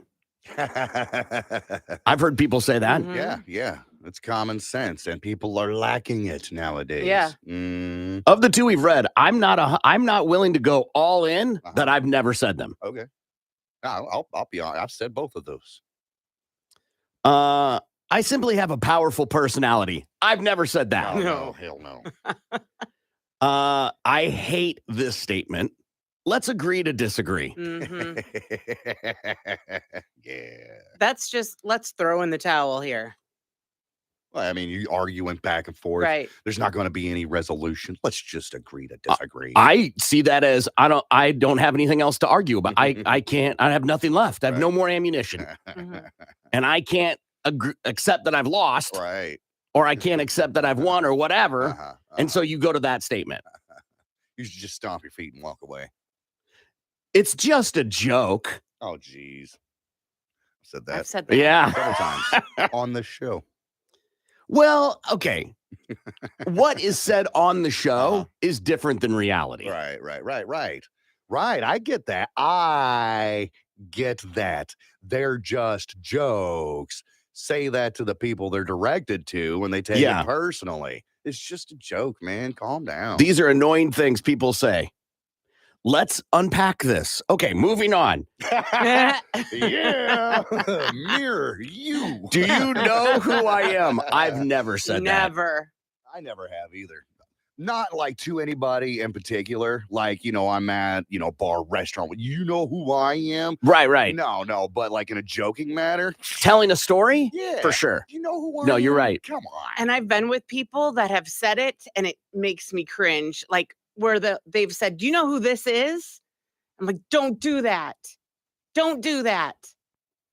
Next couple are going to sting. It is what it is. Oh, that's my fave. That is my absolute fave. I will validate that. That is annoying to hear. Well, actually. Ugh. Those come in on a lot of Yeah. texts on here. Yeah. And on the show. Mhm. Love the sinner, hate the sin. No. Again, another phrase that people use to excuse behavior. Right. Yes. I always keep it real, and a lot of people can't handle the truth I speak. That's just a way of saying I'm an asshole. Totally. Totally. I've said that. I've said that line. Mhm. That's problematic. You're on 46 Memorial-ish. On Saturday, 11 to 1. Come by. Let's go ahead and To Tell the Truth. We do it on Tuesdays at this time. Time to tell the truth. This is your opportunity to ask anything you want. Just remember, keep it clean. No bodily fluids, nothing sexual, and don't forget, we can and will pass on a question. Let's open up the phone lines. Here's Corbin and the gang with all the truth you're gonna need. Any question you want, some text coming in. What's your go-to, rock, paper, or scissors when you're playing? Rock, paper, scissors, what's your go-to? Ooh. I think rock. Any particular reason? No, I think that's just usually what I hit first. It's always rock. And then I follow it up usually with scissors. Locked. Mm-hmm. What about you, Gimpy? I don't have a go-to be honest with you. I'm trying to mix it up as much as humanly possible. Yeah, I don't have like a go-to. I just kind of, whatever I'm feeling. If I, maybe if I see you holding a fist, I don't know. My kids love to play this game. So do mine. Have you ever spotted anything weird in someone else's home? What was it? I guess now it would be when I know if a pineapple, like decoration. That's swingers. Yeah. Now you think that's what makes it weird now. You're like, oh, I didn't know you got down like that. Okay. Gimpy? Trying to think. I don't pay attention, to be honest with you, like what house. I guess you don't have to ever worry about me coming in and stealing anything of yours because I don't pay enough attention to come in and be like, start casing the joint or whatever. Right. I had a friend who had it was like a statuesque sort of thing. It was a zebra giraffe combination. It was like a giraffe, the body of a giraffe with the colorations of a zebra. And it had like a little mohawk like a zebra. That was kind of bizarre. Giraffe. Yeah, a giraffe. Yeah, sure. Any type of glass vessel filled with what is believed to be oil and garlic and pepperoncinis and all that. That's weird. It's a weird decoration. Right? The jar of vegetables that never get eaten. Yeah. And it's supposed to look Italian or something. I don't know. Right, right. It's a very bizarre Like you see piece at of decoration. Olive Garden. Sure. Yeah. What's each of y'all's favorite band? Lindsay. I don't really have a favorite, but my most go-to would be like Dave Matthews because I can put that on when I'm mowing the lawn and I don't skip around songs. I can just put the album on. grass. Yeah. Sure. Yeah. Gimpy? Godsmack. Godsmack's my favorite band. You got to give me the gun to the head thing to give you an answer on this. Right. So many of them to choose from. I mean, it evolves day to day. Mm-hmm. Probably if you looked on my like most played, I bet Nathaniel Rateliff comes up. Okay. Right now. That's solid, man. But it evolves. I mean, next month it could be Fleetwood Mac. Right. I've been on a Daryl Hall and John Oates kick recently. Nice. I can't explain why. Okay. It's a mood, right? Would you rather be an actor or an influencer, and why, Lindsay? An actor, probably. I feel like they get paid more. Okay, Gimpy? Actor, man. Acting, Hollywood acting, no matter what kind of acting state, it's been around since the beginning of time. And it's not really going anywhere at all whatsoever. I honestly feel that this influencer jive that's going on right now is just a phase, a fad, and that it's going to phase itself out in the next 10 years. I could be wrong, but I feel acting is a more solid career choice. Yeah. I mean, obviously the money, but acting because I don't have to work all the time. Right. With influencing, you got to come up with something every day. You got to have content every day, an actor. And the problem with picking actor doesn't say what kind of actor you would be. And I know the movie Bedazzled, so.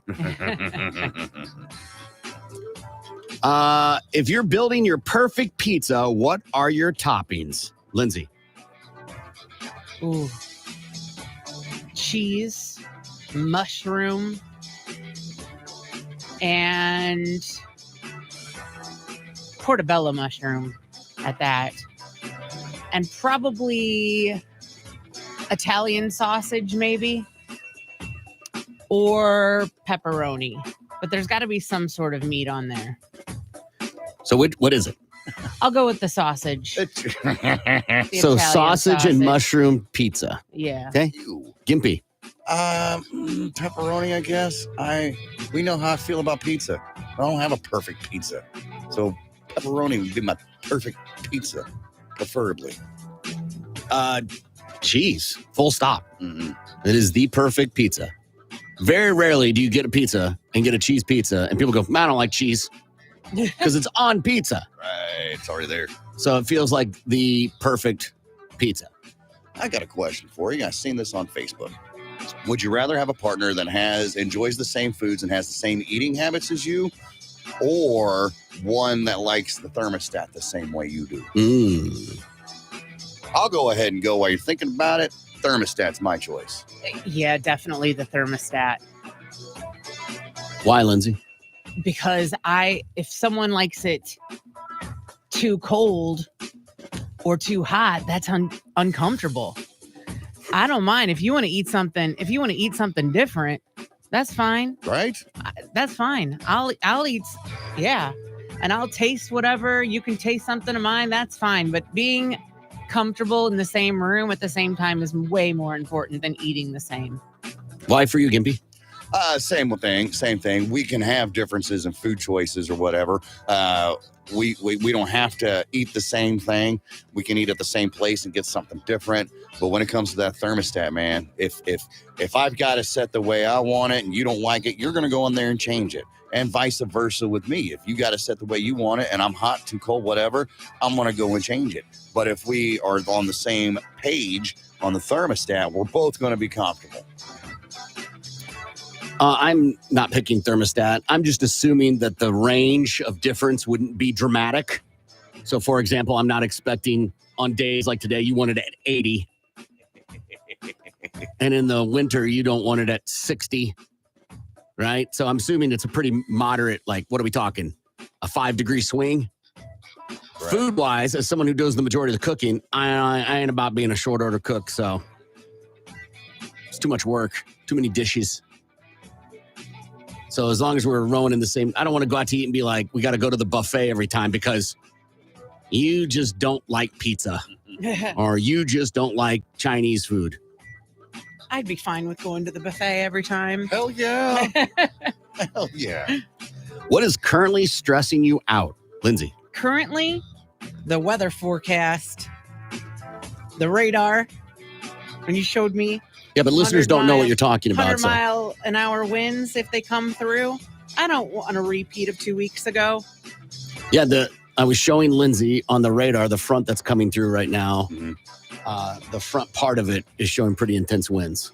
and it's coming right towards us. I had looked this morning because I heard something about it's possible to rain today or whatnot. So I get on the weather because I ride my bike to work, and I'm like, okay, well, what's around here is nothing. Da da da da. Now I'm looking out the window. I'm like, is it going to rain? It's going to rain on my way home, though. It's going to rain. It might be past by the time we're done, but okay, I'm good with that. Just hold off until like 1 o'clock in the afternoon, and we're good. Because Mother Nature listens well. I mean, I'm not trying to be an alarmist. I'm just telling you what the radar says. Yeah. And that's what is currently happening on it. That's not a speculation. Fun. Yes. Just name it. Yeah. The weather. Yes. The show. Yes. My car. Yes. My children. Uh-huh. All of it. Let's go to the phone because he's been waiting for a minute. Aaron, is that right, Gimpy? Yeah, that's right. Hi, Aaron. How are you? Oh, living the dream, bud. How about yourself? Good. What can we do for you to tell the truth? Man, I heard y'all talking about barbecue earlier this morning. I was wondering what y'all's favorite barbecue spot in Oklahoma is. Burnco. You said what? Burnco. Burnco? Yeah. Gimpy? It used to be Head Country up in Ponca City. Mm. And I think they changed the name of it now, and I forget what the name of that is. So I'm just going to stick with Head Country.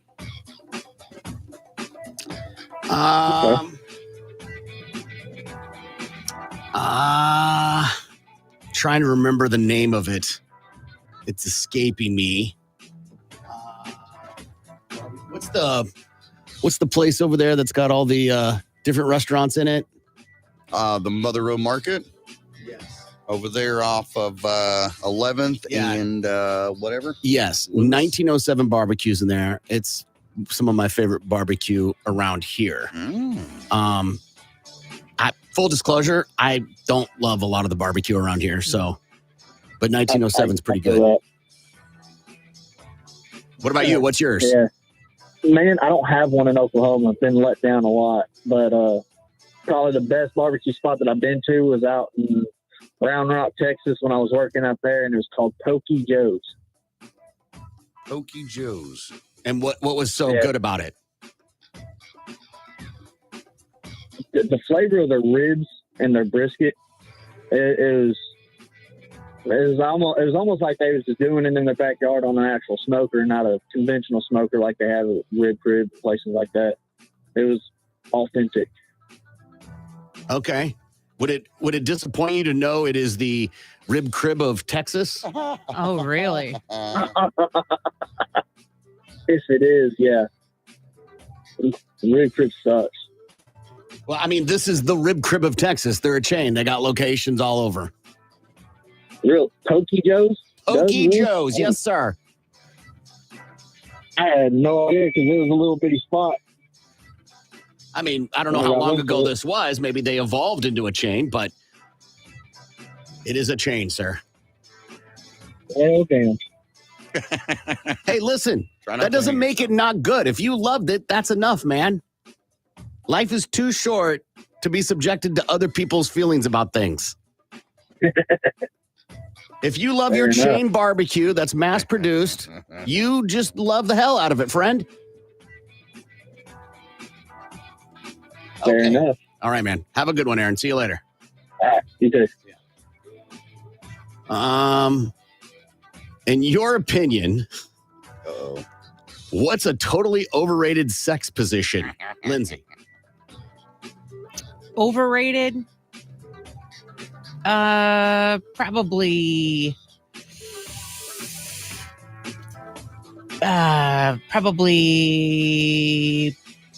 cowgirl, backwards cowgirl.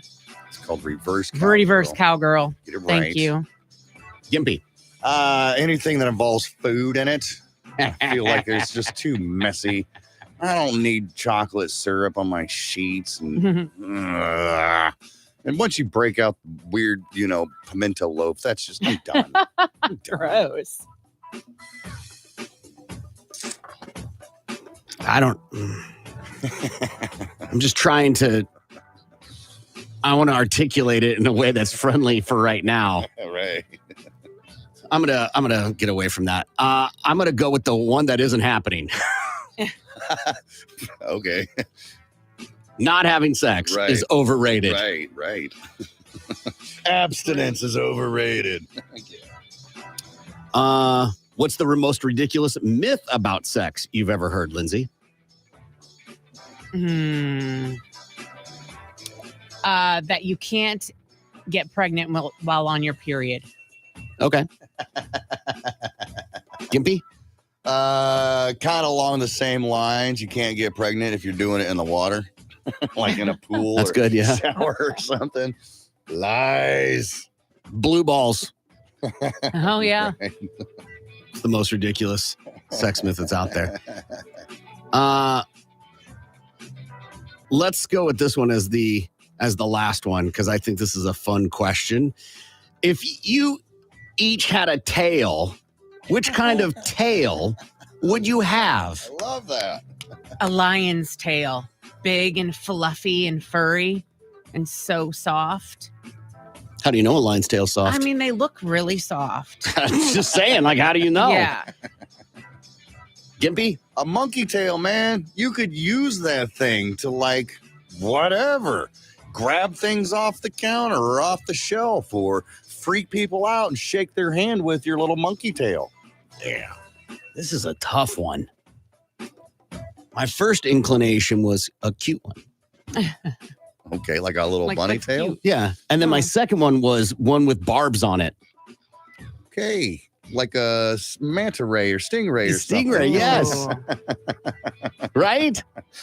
Okay. Then I thought of a beaver. That would be useful.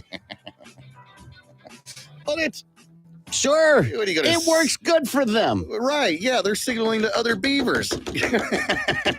You better hope there's other people with beaver tails around. Other Yeah. than that, you're just looking weird. So I'll go with my first. Cute. All right, we got to take a break and we'll be back.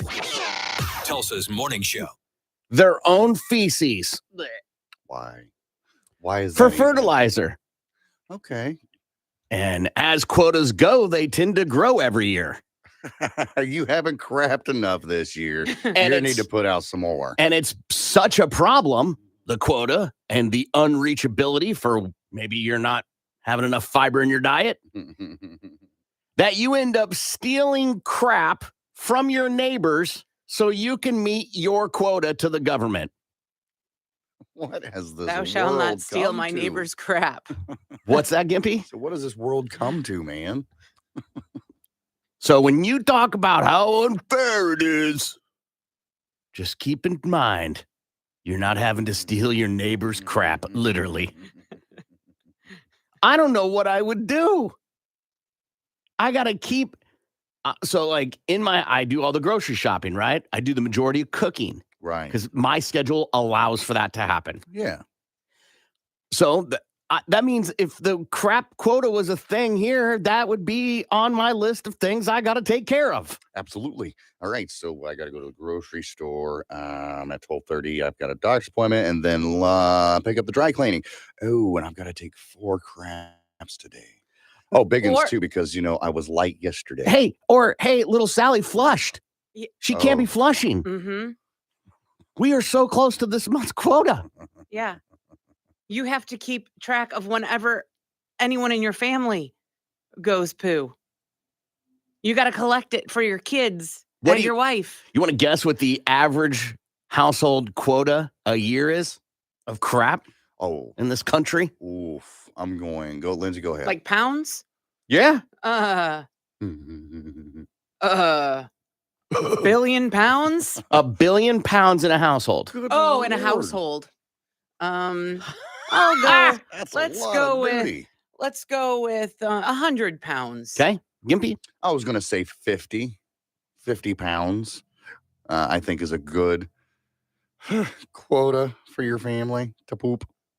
220 pounds a year in a household. Now, these are people that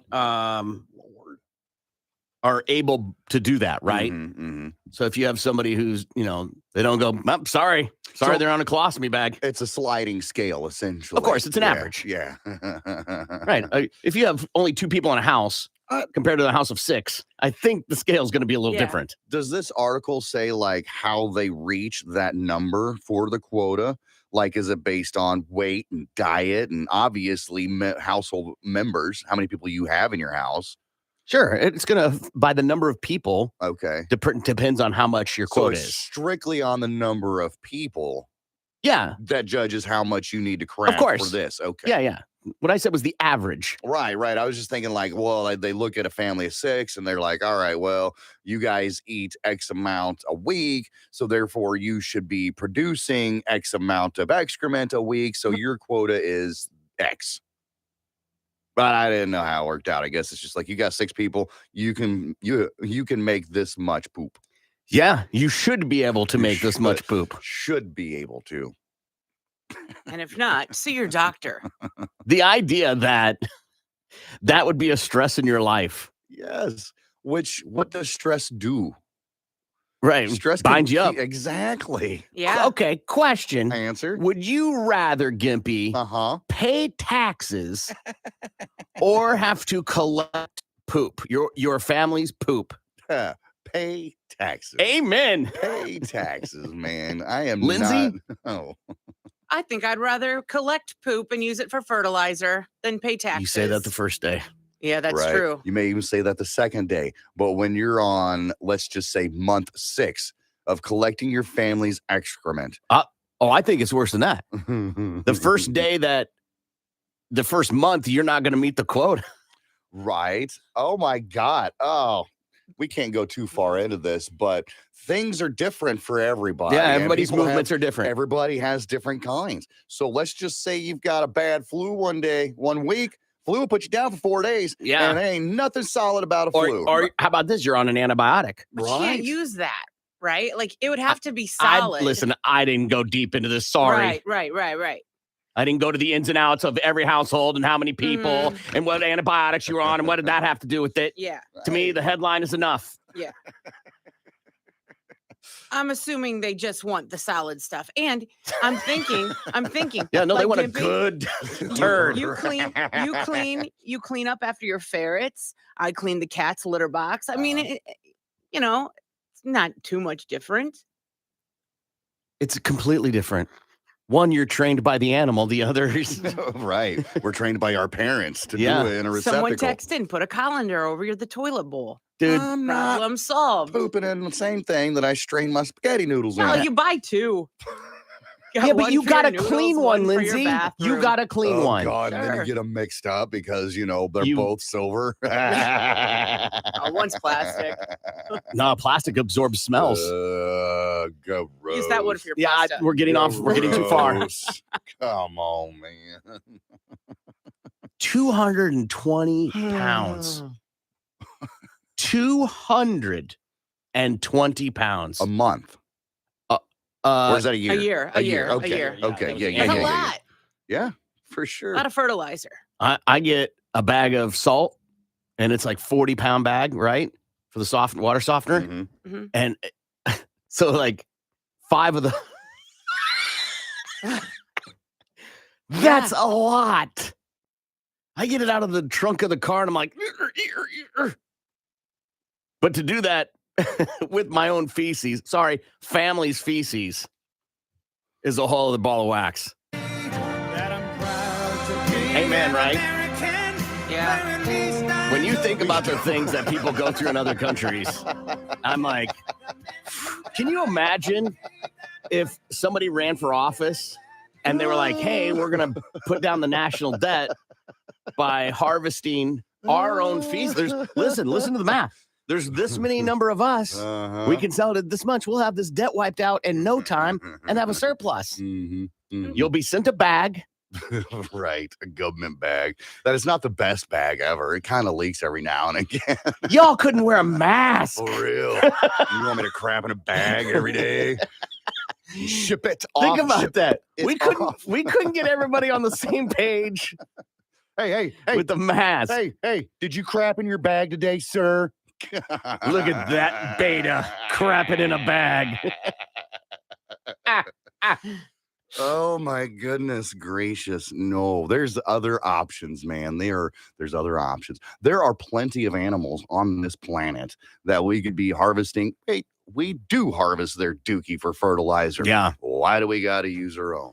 Is Yeah. ours as the human? Yeah. Is the human sample that much superior? I can give you an actual reason why. Why is that? Box checked. We need more.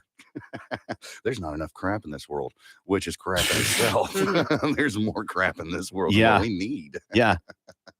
Most people don't know this. There is a whole subgenre of studying the human feces. Right. And to the point where they do fecal transplants. Right. To make people healthy. That was somebody's idea. That was like, guys, that was a meeting. That was a table, Yeah. a long rectangular table, probably had lunch catered in. Okay. And I've got an Do idea. the people that study fecal do lunch meetings? No. Probably not. No. Why not? No. Why not? And that office gives a whole new meaning to brown bag lunch. Hey, it's brown bag lunch meeting. It's brown bag every day. Brown bag? To me, yeah. Whew. I'll do you one better. Yeah. Someone was like, Dad, we're getting in that. See, like July seems to be a month. A lot of people take vacations. They're trying to get them in before people go back to school in like a month or so, or it feels like they take advantage of the 4th of July time to take a vacation. A lot of people like going to beach destinations. And it seems like when you go to those places, they always have like crazy alcohol fueled things like the booze cruise or something like that, right?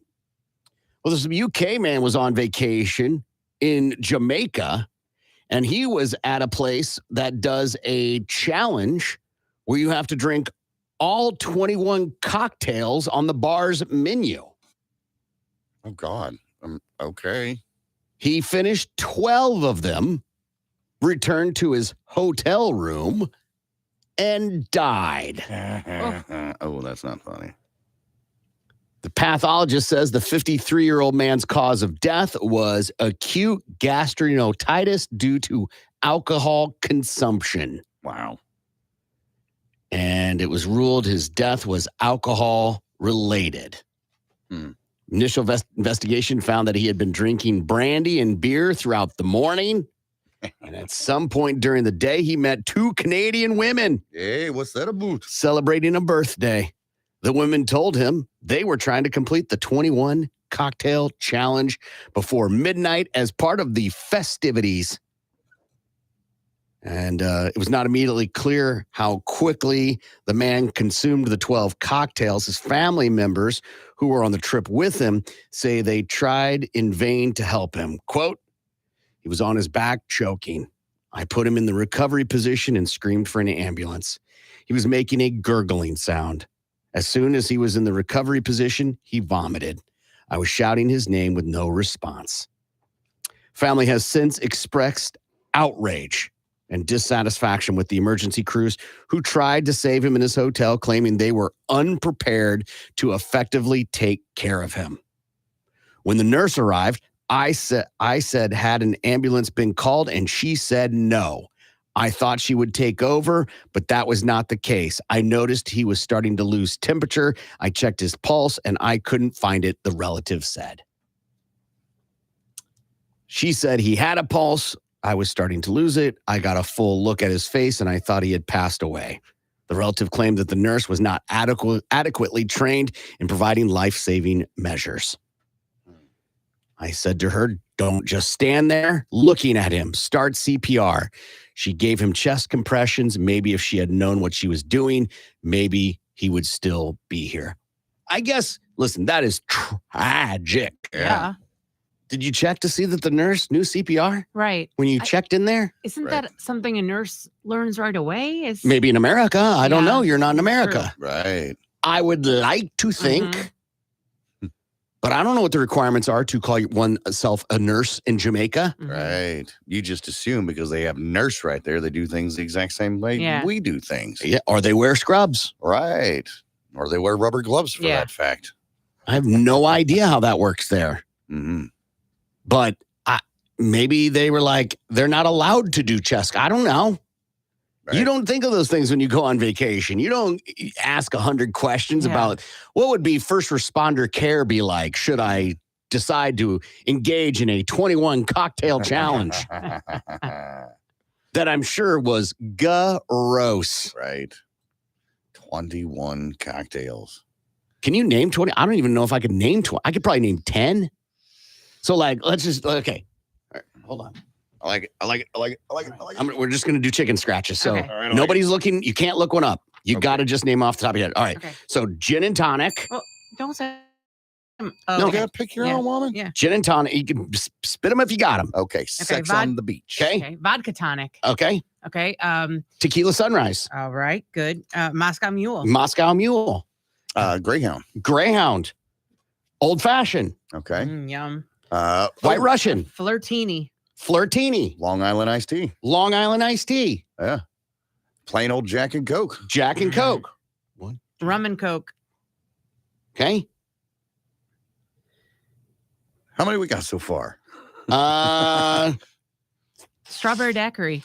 13. Okay. She says strawberry Got it. daiquiri. Might as well put on a pinas coladas on that one. Pina colada. Margarita. Margarita. Okay. We got 15. We got 15. We need 16 more. Midori sour. Okay. Whiskey sour. Okay. Amaretto sour. Okay. We're at 18. Let's, do we have vodka Red Bull on that one? Okay. There's 19. Okay. A slippery nipple. That's a shot, isn't it? I think it's a shot. That's not a drink. cocktail. Has to be Okay, a okay. martinis. Okay. Okay. All right. We need one All more. forms of martinis. Okay. I mean, you're right. in Like general? we did a lot. We did vodka tonic. I mean, you could. Yeah. That's kind of ran the gamut. Same thing with martinis, right? Mm-hmm. Irish carb. Oh, that's a shot too. No, that's Irish carb bomb. It's I mean, it's pretty more of a shot. big. That's You a just shot. slam it Yeah. down. Yeah. Yeah. It's something you sipping on there. Fuzzy navel.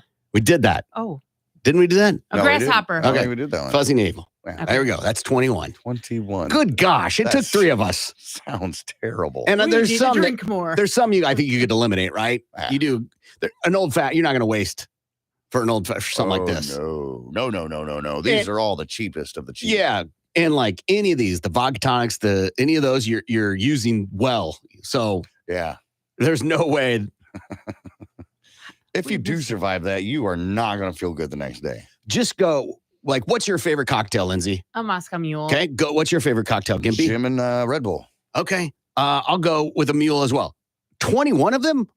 Yeah, no. I couldn't do 21 of them. You think you could do 21? What's the time frame here? Because if I'm starting like early in the morning, I don't say early like 6 o'clock in the morning. Let's say I get up at like 9. You got 12 hours. I got 12 hours. Yeah, then I probably could. I could hammer Really? 21 of them in 12 hours. Maybe. Easy. And now here's the deal. All right. Here's the deal. We're getting them the way a bartender would make them, should make them. You're getting 1 ounce of liquor and then the rest being Red Bull. Yeah. I more than likely 99% sure. Yeah, I can handle 21 of them 12 hours. Making them the way I make them. Oh, I'm done before noon. If you start at noon, you got to be done by midnight. 21 shots, not a problem.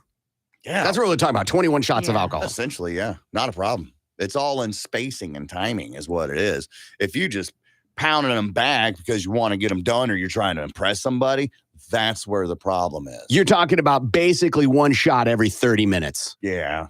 Give or take. Yeah. Yes, though, that's the problem. That's the misconception there.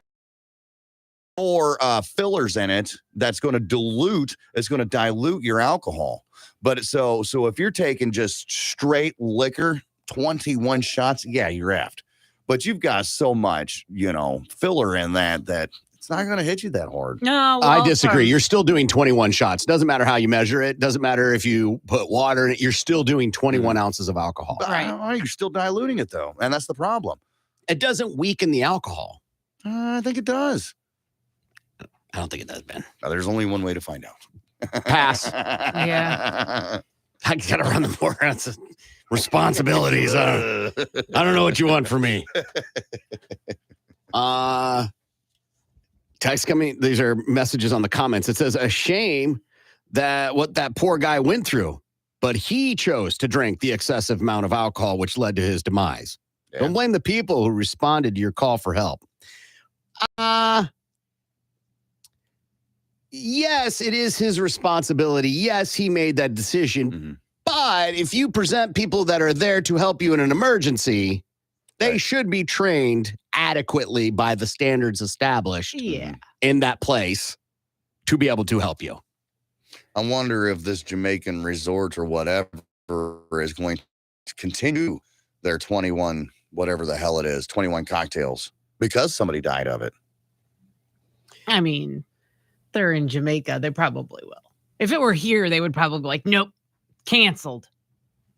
You think canceling only exists in America? Yeah, pretty much. Huh, okay. When he said one more for the road, he didn't think the road would be to eternity. Oh, hell. Man. People texting, Mai Tai, yeah, we forgot that. Bloody Mary. I know. A Miami Vice. I've never heard of this. I've heard of it, but I don't know what's in it. I think it's a gin drink.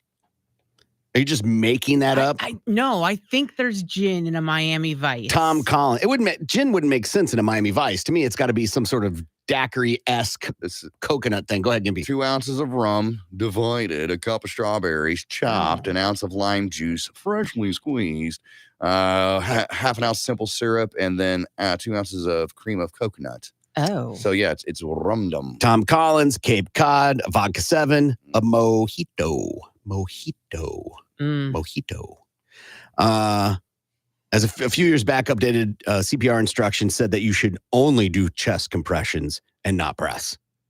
Again, if they haven't changed where you live, you think they're supposed to do mouth to mouth as well. Right. Yeah. Still not as epic as the guy who died from taking too much Viagra for an all-day orgy. An all-day orgy. Is that a real story? Yeah. Didn't we read it? And what by all day? Yeah. 24 hours?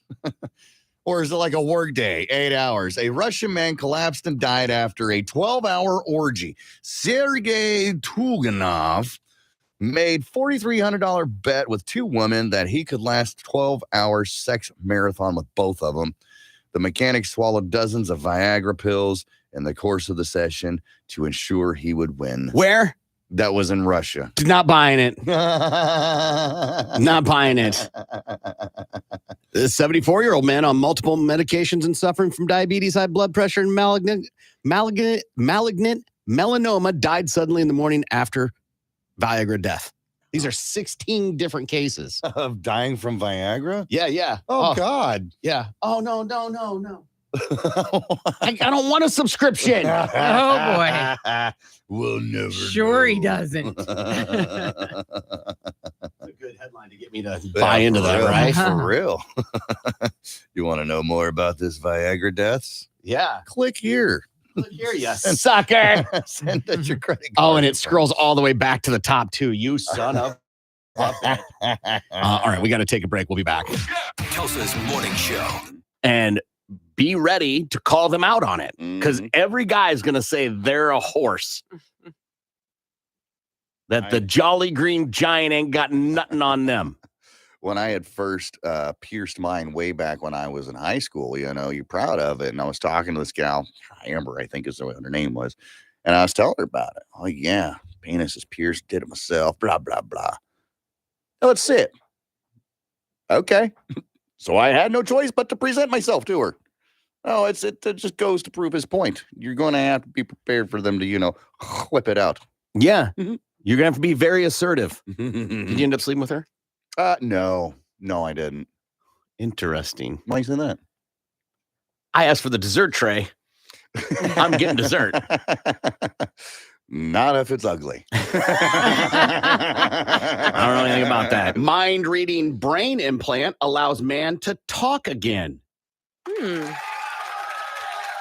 A 36-year-old patient who's being known as Pancho is the first person to try a mind-reading brain implant that lets him, quote, speak.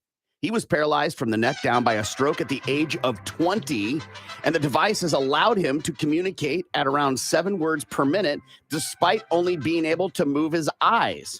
After all that time, he did have something important to tell the researchers. They put the implant in. What do you think the first thing he said was? Hello. It's fantastic. I'm obviously asking because it's not hello. Can I get a churro? Hurry. Not far off. Uno cerveza, por favor. I think they're just calling him Pancho. Not sure of his ethnicity. Just saying. Why else would they call him Pancho? This hospital food sucks. Nice. Well, I mean, he's speaking the truth. He's like, if I could just tell him about the hospital food. Guys, I think it's working. He's about to say his first words. Everybody gather around. The hospital food sucks. Because it's a robot, right? Uh-huh. Okay. Somebody get him an In-N-Out. Yeah. All these stories are on our Facebook page at Facebook. Not I love you, not thank you, Right. not This is incredible. yeah, none of those things. What's Hey, that I've been say waiting for- 16 years to say something. None of that. Mm-hmm. What's it say about the hospital food if it's that bad? Like all that overshadowed by the hospital food. I mean, you kind of want to go, hey, it's just one guy's opinion. We all know. But he's been in the hospital 16 years. He's been like, oh, God, if I ever get the chance to talk again, this is. I'm going to read this headline. This is real. Horses sue the federal government over them being exiled to an island. Did you get that from The Onion? No. Horses Hired a lawyer. Uh-huh. And they're like, hey. From what Mr. Ed. I know you want to say nay, but I mean, so they're suing the federal government and the national park. Win Today and Jelly Donut have brought a lawsuit by just kidding. That's okay. I was gonna say horses always have like stupid names. Right. They never end in E like a dog's does. Right. Anyway, a lawsuit brought by two animal rights groups, an environmental activist, and a woman who lives on Georgia's Cumberland Island names a group of non-native wild horses as plaintiffs. The lawsuit claims the horses have standing to bring a suit in their own right. The suit argues that the habitat surrounding the animals on Cumberland Island's national seashore has been gradually damaged by the horses and that the government should move them off the island. Okay, so the horses are suing to stay on the island? I'm lost in this weird lawsuit. Yeah, this says a lawsuit brought by two people. They're like, hey, these horses are ruining our coastline. They need to be moved. And then the horses are like, nay.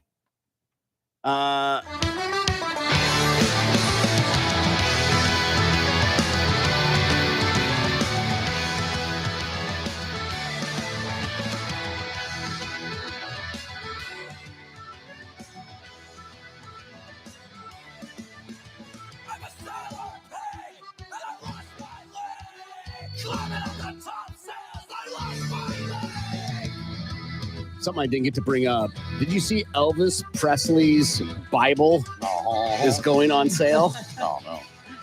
Like they're going to auction it? Uh-huh. And I think my first reaction was, huh? Mm-hmm. Unless he made notes in it. Right. Had his name signed in there. This Bible belongs to Elvis Aaron Presley. I'll accept that. Right. Who cares? Yeah, you can pick up really any one of those at any bookstore. What did he highlight? Right. That's what I'm saying. He made notes in it, and he it shows he was active in it or got a quarter of then that would be interesting. Yeah. Because it almost works like a diary at that point. Right. Right. But just to get his, hey, you have a Bible in a frame. Yeah, it was Elvis's. Oh, it looks just like the Gideon Bible. Yeah, right. I think he got it at a hotel. Probably. He just picked it up in a troubled day before he picked up a child. Ooh. Not ooh. I know. Fact. I know. She was a child. Yeah, but did you see the dress she was wearing? And the black and white shoes, whatever those are called. Right. Hey. Like kids wear. Oh, gosh. They do. In the trailer for the movie, it shows her wearing them as he's picking her up. The Mary Janes. Is that what they were? No, they're not No? Mary Janes. Mary Janes are the strap. Oh, yeah. Nah, I haven't seen that Elvis movie, and I'm No, there's a movie coming out called Priscilla. oh really About her. About her. From her point of view. Yes. Oh, And well, his that'd be estate interesting. is saying, Sure. Well, it's her estate. She's her estate. No, she's a part of it. Yeah.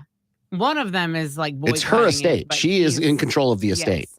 Yeah, anybody else that's tied to it's dead. Lisa Marie, Yeah. dead. Elvis, Mhm. dead. Elvis's mama, dead.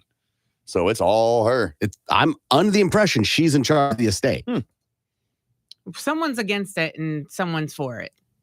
Sounds like life. Yeah. Mhm. Lindsay, what'd you learn today? I learned that we don't drink enough, apparently. And also, if you leave yourself at Gimpy's, he's going to use you for his own personal pleasure. Only after 24 hours.